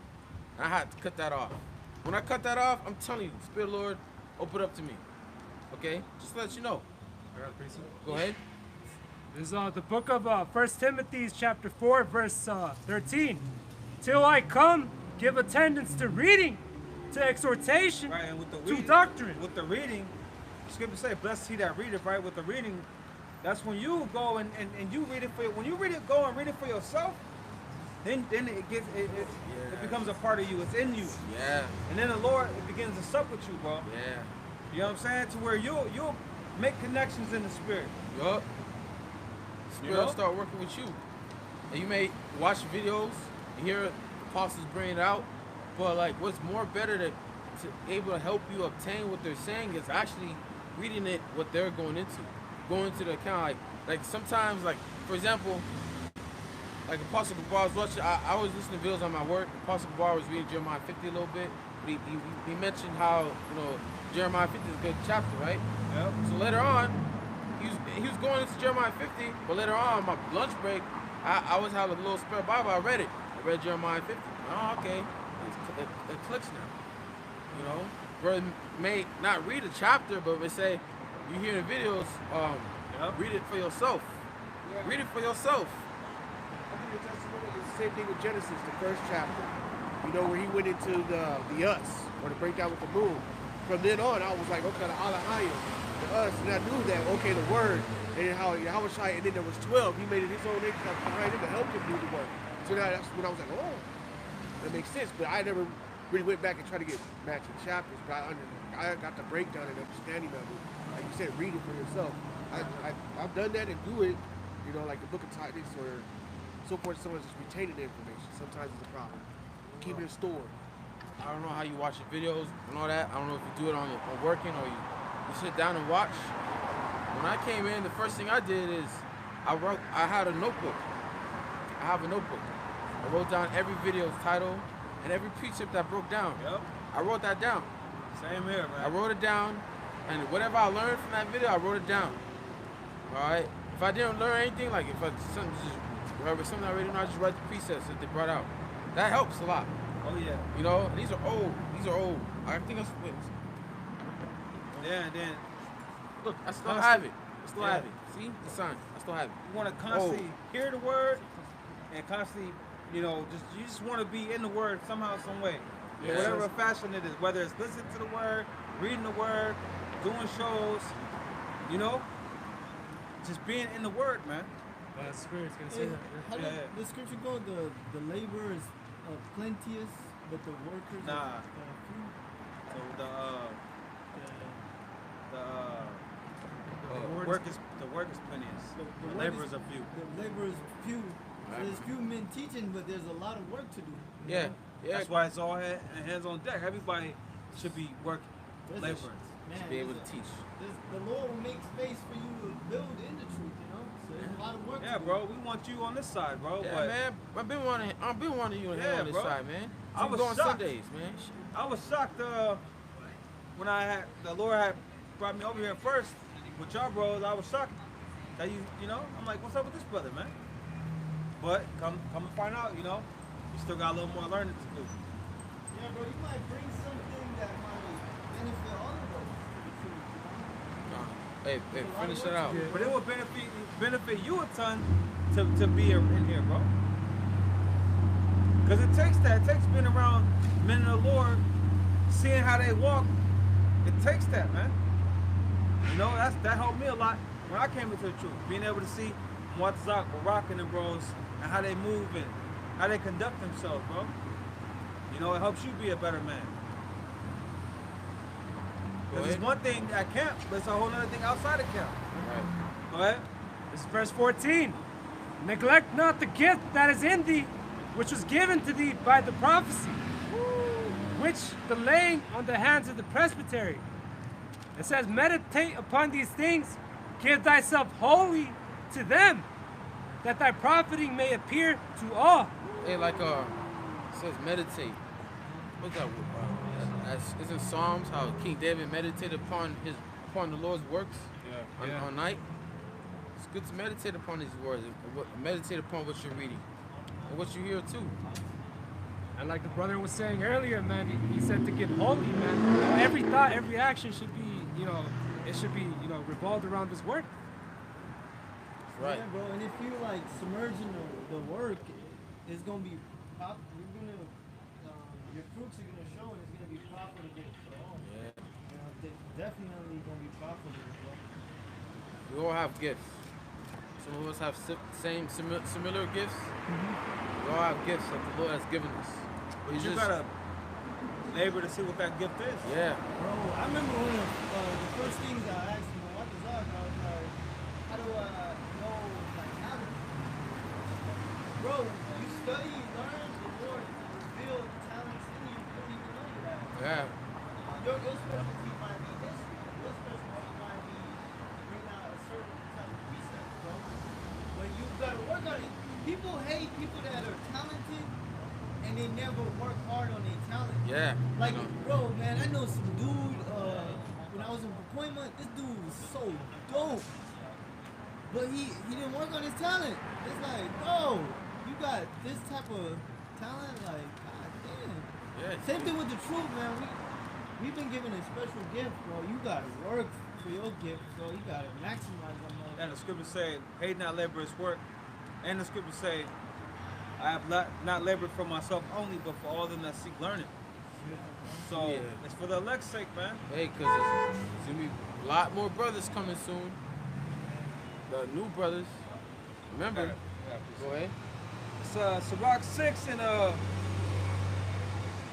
18. My son, gather instruction from thy youth up, so shalt thou find wisdom to thine old age. Yeah. Come unto her as one that ploweth and soweth, and wait for her good fruits. For thou shalt not toil much in laboring about her, but thou shalt eat of her fruits right soon. She is very unpleasant to the unlearned.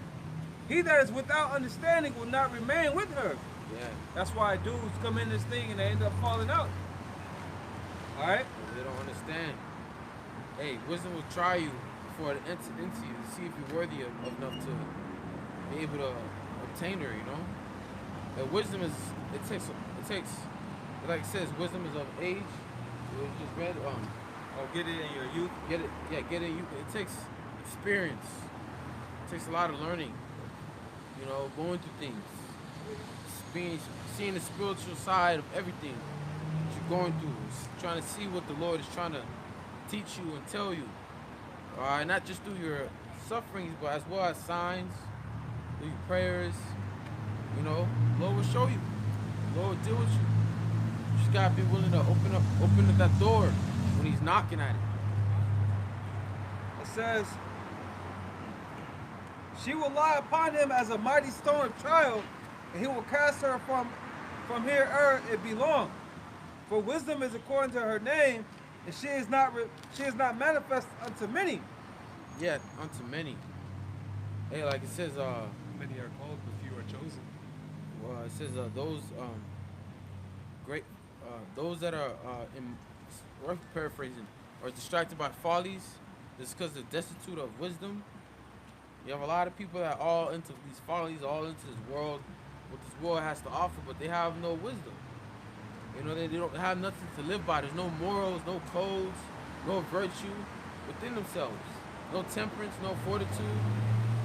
You know, but wisdom is what teaches you everything. Okay? It says, give ear, my son, receive my advice, and refuse not my counsel. And put thy feet into her fetters, and thy neck into her chain. Bow down thy shoulder and bear her, and be not grievous with her bonds, or grieved with her bonds. And that's discipline, bro. For you to put the chains, you know, spiritually, the wisdom as shackles and chains, you gotta be disciplined. You know? And that's something we work on, bro. You know, being disciples, being disciplined. It says, come unto her with thy whole heart, and keep her ways with all thy power. Search and seek, and she shall be made known unto thee. And when thou hast got hold of her, let her not go. For at last thou shalt find her rest, and that shall be turned into thy joy. Then shall her fetters be a strong defense for thee, and her chains a robe of glory. So you gotta labor, man, when it comes to wisdom. You know, you gotta put your, you know, basically like fetters or chains, man. You gotta, you know, huh? Yeah. And put your time. Put your You time. definitely gotta put time, bro. You gotta. Yeah. That's why I think the Lord. I see why the Lord didn't have me work like the first couple of years. So coming into, I was young. I guess I could afford to not work, but I was reading a lot, fasting a lot, doing what I had to do. Yeah. And that built me up. I was at school when I came here. I had enough time. I had a lot of time to go home and just read. No work. You know what I'm saying? Now I got a job. Oh shit. No kids, no Yeah. wife. You know. Hey, bro. Now when I go home, it's loud as hell. And wisdom tell you if you want to die. That's what it, words tell you. Die, bro. If you want to rule, you're a slave. Yeah, bro. Work for You it. got precepts? So Wisdom of Solomon 7:7. Yeah. Wherefore I prayed, and understanding was given me. I called upon the Most High, and the spirit of wisdom came to me. So it's all about prayer too, you know. Speaking for myself as well, you know. We all come across that time. We gotta, you know, pray for more, the spirit to help you study even more times, man. You know. Yeah. Speaking to myself as well. Become an adult. But you gotta pray on it, you know. Become an Stay in the spirit. Sloppy. Sloppy. No, you got it. Sloppy for interrupting. Like, stay in the spirit, you know. Hey, that's the spirit, because the scripture says, the Lord upbraided not them that ask for wisdom. What Yeah, in James. You're just gonna get it. Yeah. Sure, bro. Yeah. That's something I pray for a lot, bro. Yeah. Become an adult. Wisdom, bro. Become an adult. Got a job. I have a job. The job can take a lot out of you. But when I was in the search for a job, one thing I asked the Lord is, give me a job, but let it be a job that stop time for myself. What I mean by that, time to do lessons and to read and to a job where I'm able to listen to videos, still do my hobbies a little bit, you know, because job can take a lot of you. But you want to make time for this word. Like you said, I remember you telling me like to go to the park, read, stay away from the distractions. I did the same thing too. I go to the park, go to a nice park, and I just like to just read, stay away from the distractions from my home. You know? Or go to your car. If you're outside your house, go to the car, man. James. Go ahead. It's the book of James 1:5. It says, if any of you lack wisdom, let him ask of the Most High, that giveth to all men liberally, All right. and upbraideth not, and it shall be given unto him. But let him ask in faith, nothing wavering. For he that wavereth is like a wave of the sea, driven with the wind and tossed. And this is not just referring to wisdom, but whatever you lack, courage, confidence, faith, whatever you lack, ask Yahweh Bashim Yahushai and put him in remembrance of his word. He said, if, Lord, I lack courage.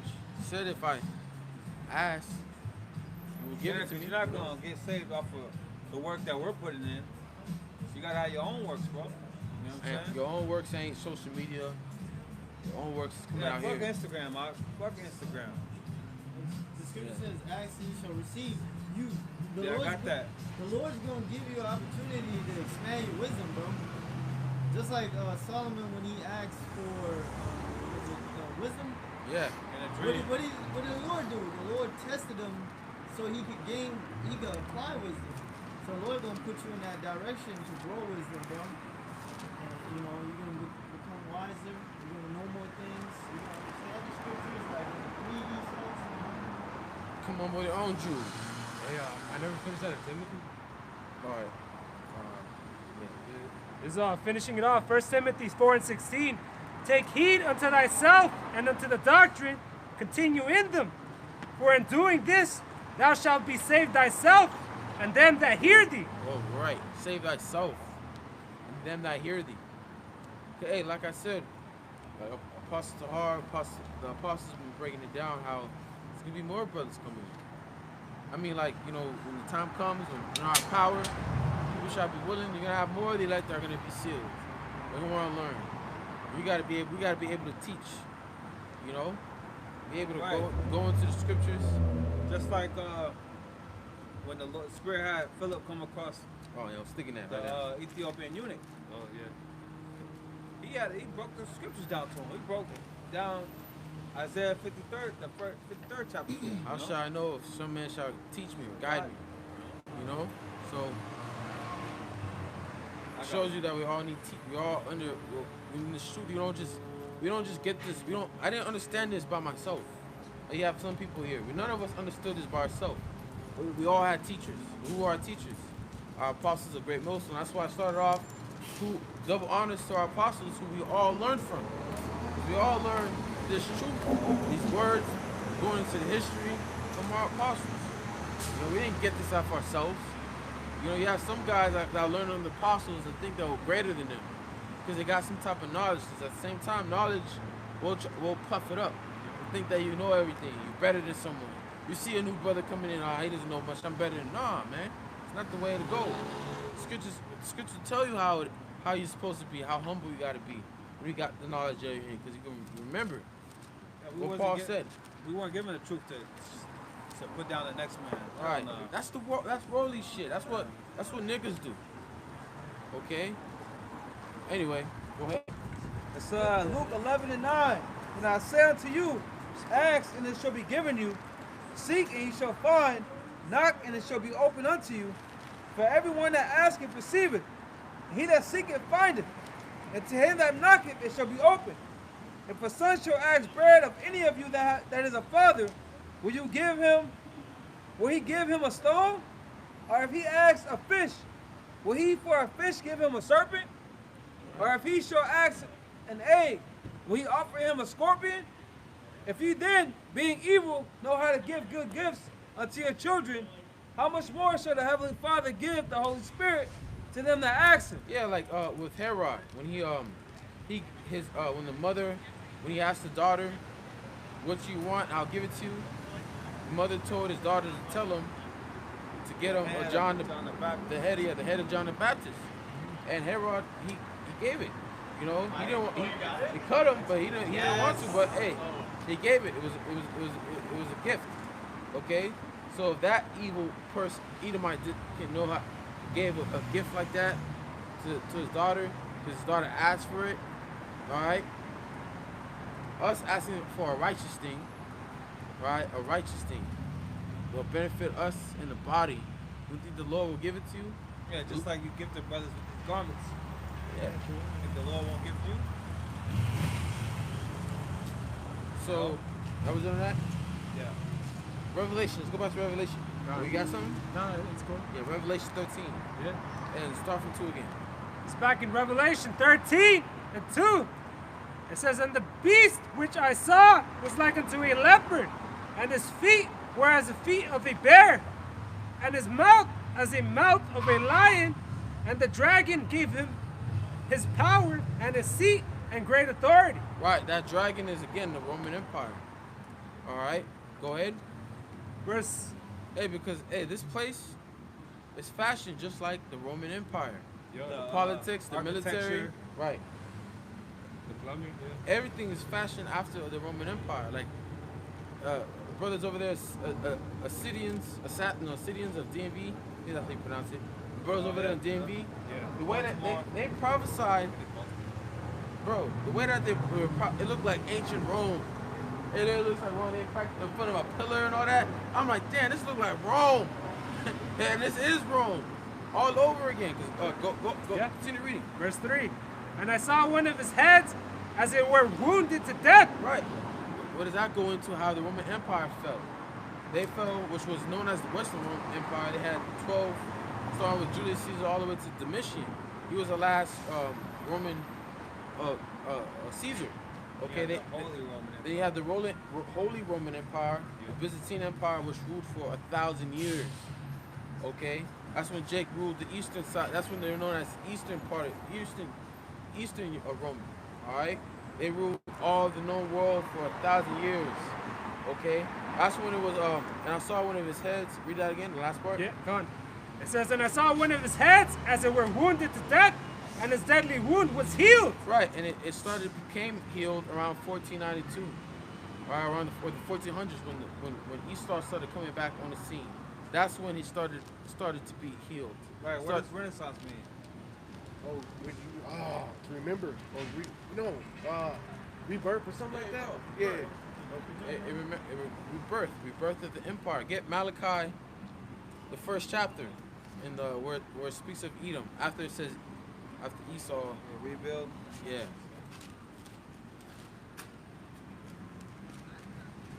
I got it. You got Go it? ahead. Whoever got it. You said Malachi 1 and what? 1 and 4? Yeah. 1 and 4? Malachi 1 and 4. Whereas Edom saith, we are impoverished, but we will return and build the desolate places. Right. Esau saying he's impoverished. All right, but he will rebuild his desolate places, try to rebuild his kingdom. Okay, and he started in the 1400s. Yeah. All right, go ahead. Start from the top again. Yeah, So I know that thing ruined you. Done. Whereas Edom saith, we are impoverished, but we will return and build the desolate places. Thus saith the Lord of hosts, they shall build, but I will throw down. And they shall call them the border of wickedness, the people against whom the Lord hath indignation forever. Right. So they started trying to build the empire, the New World Order since the 1400s. But what did the Lord say? When he builds, he's going to throw down. He's not going to accomplish his enterprise. He's going to reign. When they're about to fill his belly, he's going to reign his fury while they are eating, man. Okay? And Esau is known as the border of wickedness, man. All right? The wicked, son of the wicked, the Edomites. Okay? So go back to that Revelation 13. It's back in Revelation 13 and 3. It says, and his deadly wound was healed, and all the world wondered after the beast. Right, so his deadly wound was healed starting with the 1400s, man. Because remember, they were desolate. They were in bondage. Okay, like it says in Revelation 20, they were in bondage until they were loosed for a little season. We're in that little season now. Okay, throughout the time, look what this devil has done. Get Isaiah 14 and 21.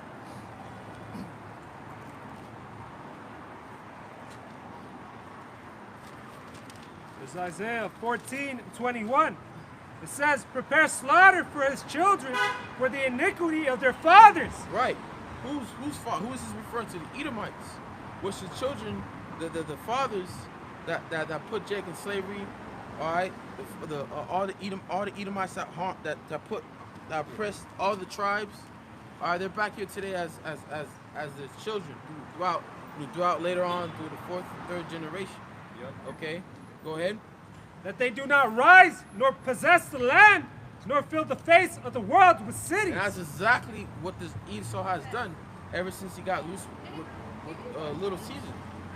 Look at how he built America by the blood of the Israelites. All right, look at all these cities. Look at this, building high skyscrapers. All right, throughout all America, not just America. Because remember, the other nations, they took on the philosophy, the democracy, the ways of America. Well, you can see these high skyscrapers because of Esau, man. Okay, because this is what happens when you let this man loose. He's gonna build cities. He can you have a thing called deforestation, destroy jungles, destroy trees, pollute the earth. You got islands of plastic. Right, man. Yeah. You got all type of trash orbiting around America. I mean, around the earth and shit. Chemtrails. We can go on They and going on. crazy with the chemtrails. Right, and on and on and on for it, man. Right. But what happens when this devil's loose? Shit pollutes the mind of people, man. Hey, in Revelation 20 it says, You want me to get it? Actually? yeah, get it. Yeah. Start from, yeah. God. This is Revelation 20 and 1. It says, and I saw an angel come down from the heaven, having the key of the bottomless pit. Right, this angel is Yahweh Shai. Okay, go ahead. The bottomless pit represents Europe. It was known as bottom because they didn't have anything.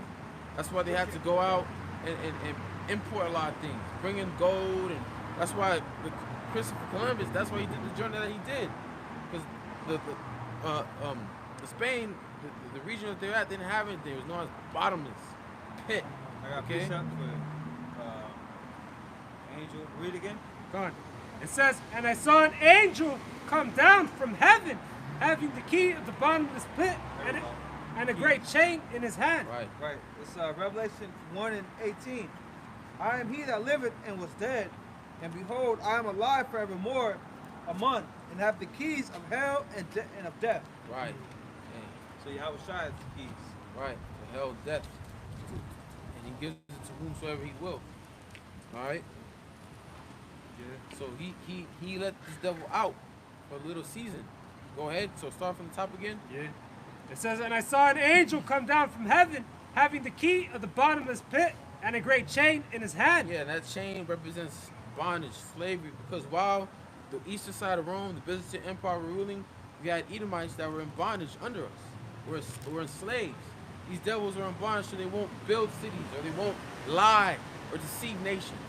Okay? That's where that caveman come from. Right. Exactly. They try to make it seem like everybody was in that state. No, you were in that state. Yeah, just you. We were living it up. Ishmael too. We were out. Hey, the Byzantine Empire, we were at war with Ishmael. We had a lot of wars with Ishmael, man. Okay, go ahead. It says, and he laid hold on the dragon, that old serpent, which is the devil. Why does it say that old serpent? Because he was the one in the garden. Yeah, that's right. That deceived Eve, which Eve got her husband deceived by the ways of wickedness, man. Beguiled. Right. Beguiled Eve. So Go this, ahead. we're dealing with that same man. Right. That same spirit, man. Hey, in the Roman Empire, there were Edomites. But like it says in 2 Thessalonians, mystery of iniquity. That Alright. already worked. Right. That's what Paul was saying.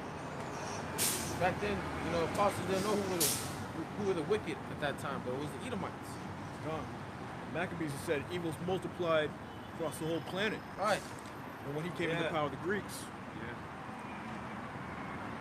It says, and he laid hold on the dragon, that old serpent, which is the devil and Satan, and bound him 1,000 years. Right. He bound these devils were bound for 1,000 years when Jake was ruling, and they started to become loose. Okay. Go ahead. I think there's more now, right? Go ahead. It says, and People don't understand the time frames. God, Like a because it jumps movie, around. a movie will jump around from scene to scene. Especially the fucking director, my bad, the one that made Kill Bill. Oh, Bobby Tarantino, yeah. he- Tarantino, yeah, he does that. that's the kind of movie that jumps around from scene to scene. Yeah. You know, that's how the Lord is, man. Yeah. Yeah, like you have a movie out that'll start off 2 weeks prior to the main point, or months prior, or another year prior, Yeah. So it's jumping around from time to time. People are taking literal. Yeah. Nah, man, I want to low key read it from the top again. Yeah, that's why you gotta know the history to understand this mystery, like the apostle said. You gotta know the history to know the mystery. It says, verse 3, it says, and cast him into the bottomless pit, and shut him up, and set a seal upon him, that he should deceive the nations no more, till the 1,000 years should be fulfilled. And after that, he must be loosed a little season. Right, so he was bound for 1,000 years. So he can't deceive the nations. Because as soon as he got loose, that's what he started doing. In the Renaissance period, what was their first mission? You have a thing called, iconoclasm, destroying of images. Why was that? Because Jake was ruling and they didn't want to know. They didn't want the world to know that Jake ruled Europe. They didn't want to know that Jake was powerful, man, and that we were actually royal people. Yeah. They didn't want to know that. They didn't want to know that we were the sons of God, that we are the true Israelites. They didn't want the world to know that, so they did their best to deceive the whole world, not only who these people truly are, but who these other nations as well.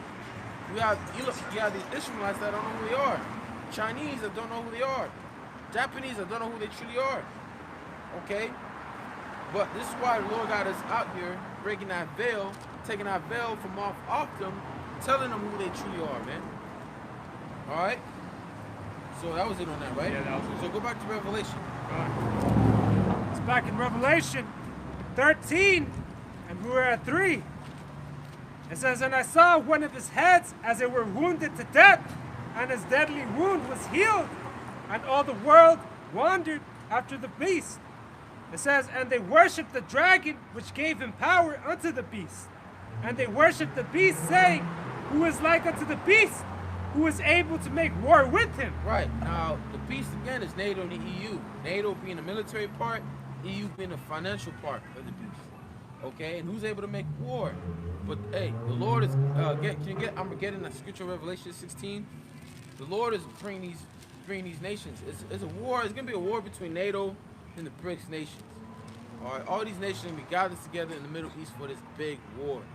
Right now, it's a financial thing, but it's about to be a physical war, man. All right? These nations are all preparing. You can also get Joel, the 3rd chapter. Whoever got the revelation can bring it out. All right? Because who can make war with the beast? This beast is a great beast. A great power. NATO's a great military might. You got America's part of it. Britain is part of it. Canada's part of it. Just to name a few. Okay? And hey, the North Atlantic Treaty Organization, they were created for what? Against Russia. And what nation recently signed with NATO? You know? Wait, I do. I just saw it on the news. Damn. They recently signed with NATO. Russia's been giving big warnings for them not to. All right, you had Turkey, because in order for all nations to accept another nation to join NATO, all NATO has to agree. And you have Turkey they don't want to agree, all right, because they were saying they hold terrorist organizations over there.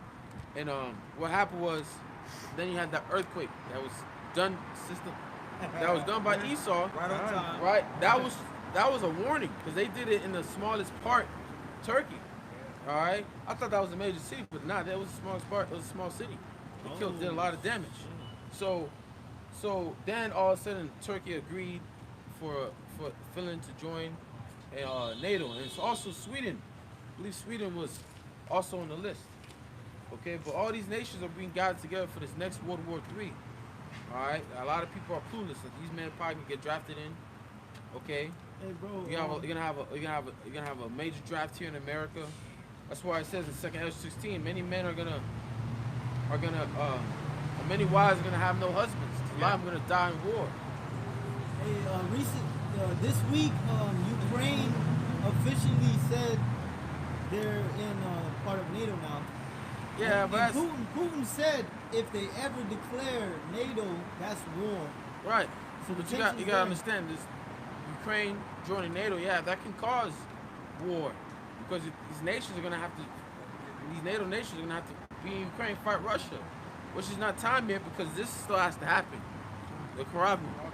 All right, that still has to happen, man. The Remember, elect gotta be sealed. the elect gotta be sealed. There's still things that gotta happen.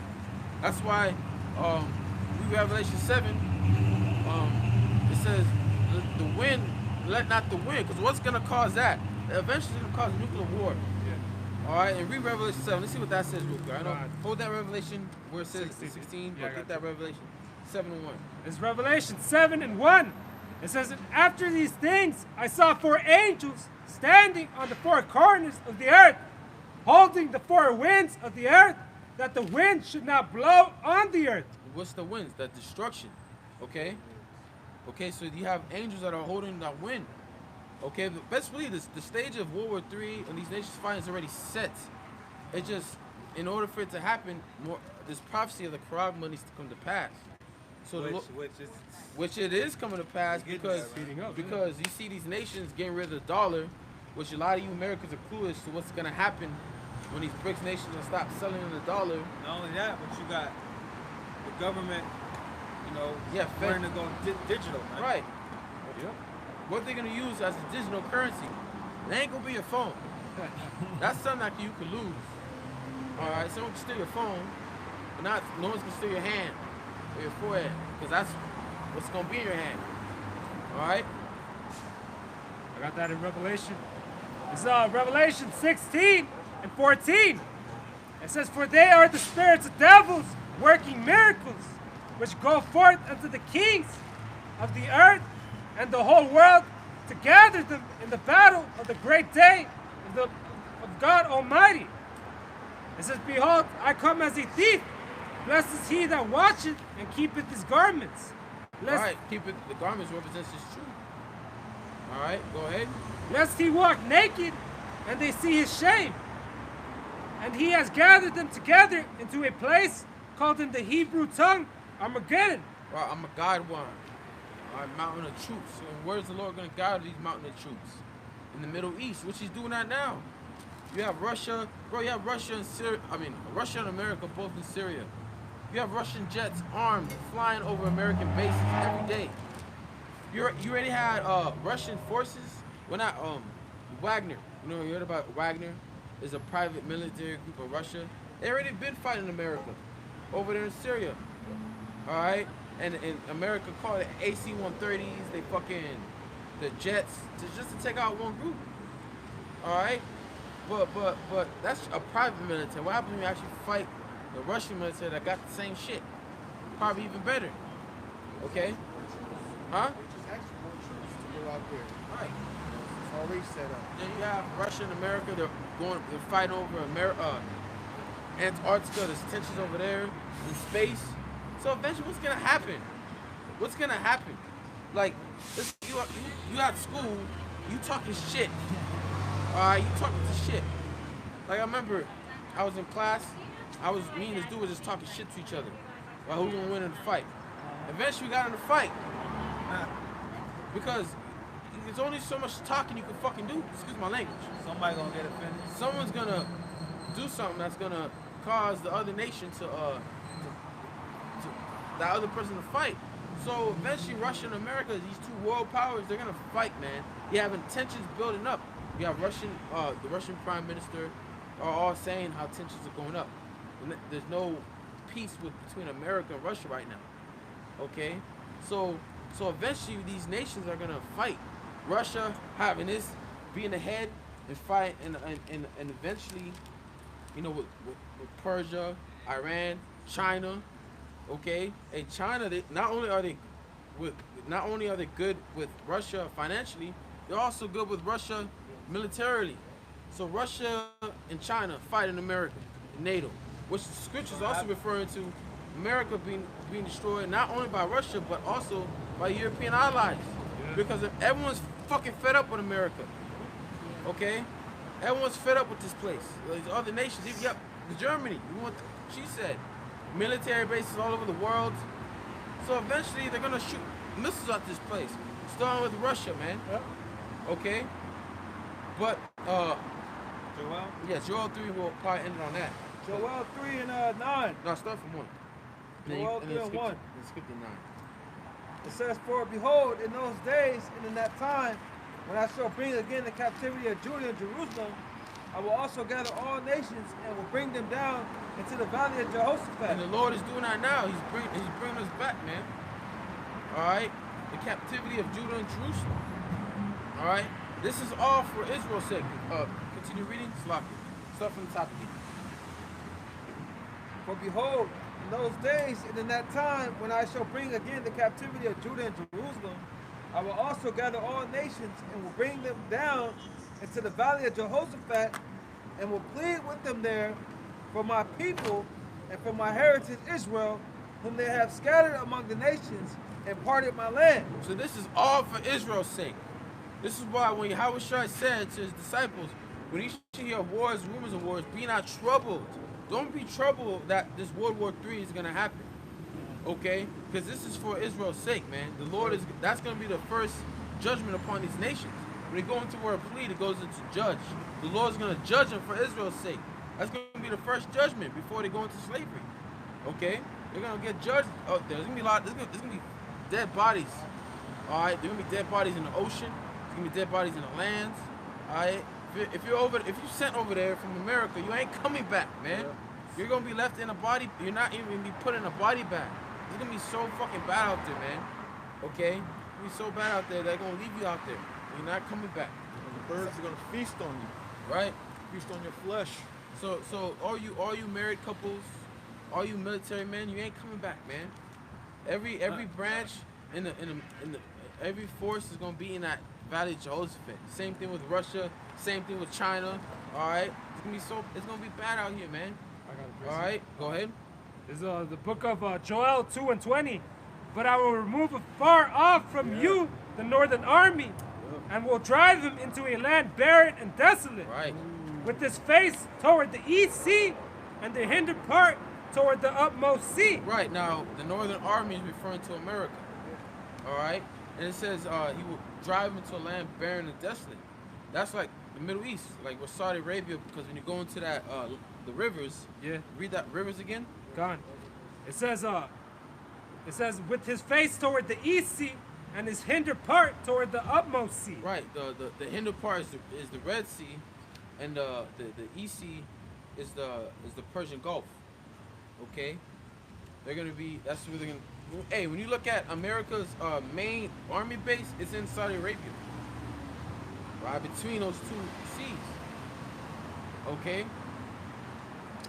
Go ahead. And it says, and his stink shall come up, and his savor shall come up, because he hath done great things. Right. Hey, you get 2nd Ezra 16. Not only are you gonna fight Russia, you're gonna fight the Ishmaelites, man. We know Ishmael be known as a wild ass. Wild man. A wild, well, that's like a wild man. So, A boar. Nah, he a wild ass too, though. yeah. No, There's gonna be a lot of death there, yeah. right.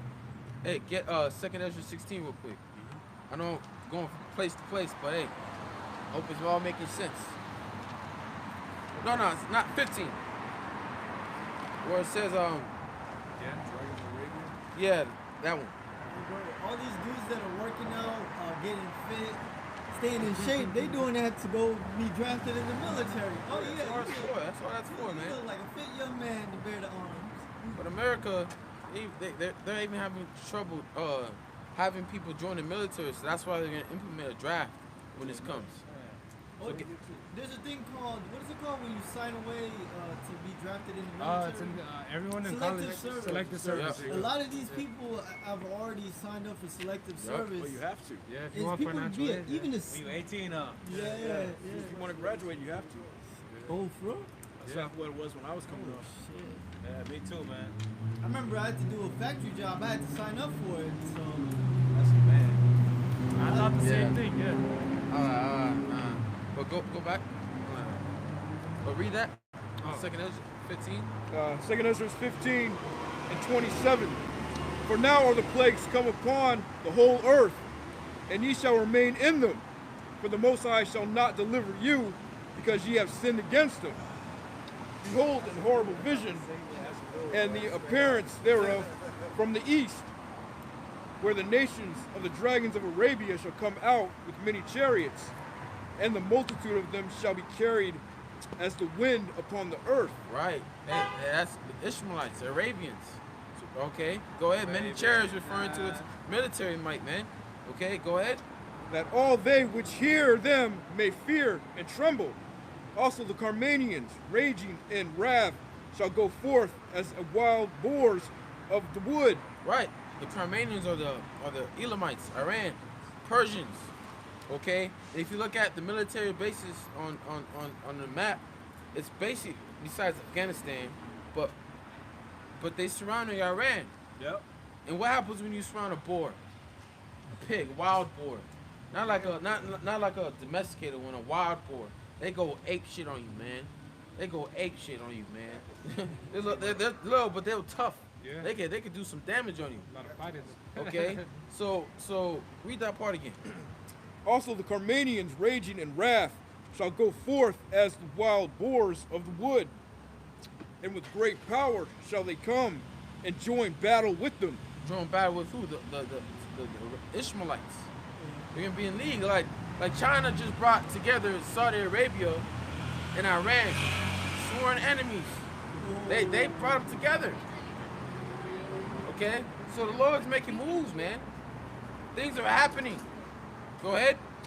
And shall waste a portion of the land of the Assyrians. Land of the Assyrians, which we apply that today as America, man.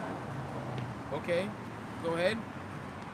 And then shall the dragons have the upper hand, remembering their nature, and if they shall turn themselves, conspiring together in great power to persecute them, then these shall be troubled and keep silence through their power and shall flee. Right, man. Remembering the nature, knowing how there'd be a wild man. Right. Ishmael's wild, man. Yeah. Ishmael will blow you up, not give a fuck if he go along with the. Yeah. You know? That's why Esau with 9/11, that shit, he made it believable. That nigga is wild like that. He's wild, bro. Hey, bro, in Genesis, when the Lord, Abraham sent away Ishmael, he was in the wilderness shooting arrows and shit, being wild. Yeah, I met this one guy from Syria. He was telling me how it was. He's like, yeah, man, when I was driving in my car, I had to carry grenades. I'm like, why? Because ISIS, man. ISIS would fucking, they see you, they're going to try to kill you, man. I get the grenades, I throw the shit. Wild, man. Wild man. Hey, but, bro, and Esau also just left millions of weapons to Ishmael over there. Yeah, that's in Afghanistan. That's going to be used against them. Right. So let's end it on Joel 3. Go down to 9. So remember the valley of Jehoshaphat, Yahweh Shaphat, Yahweh's judgment. The Lord's going to bring them there to bring judgment upon them. So go to 9 and end it.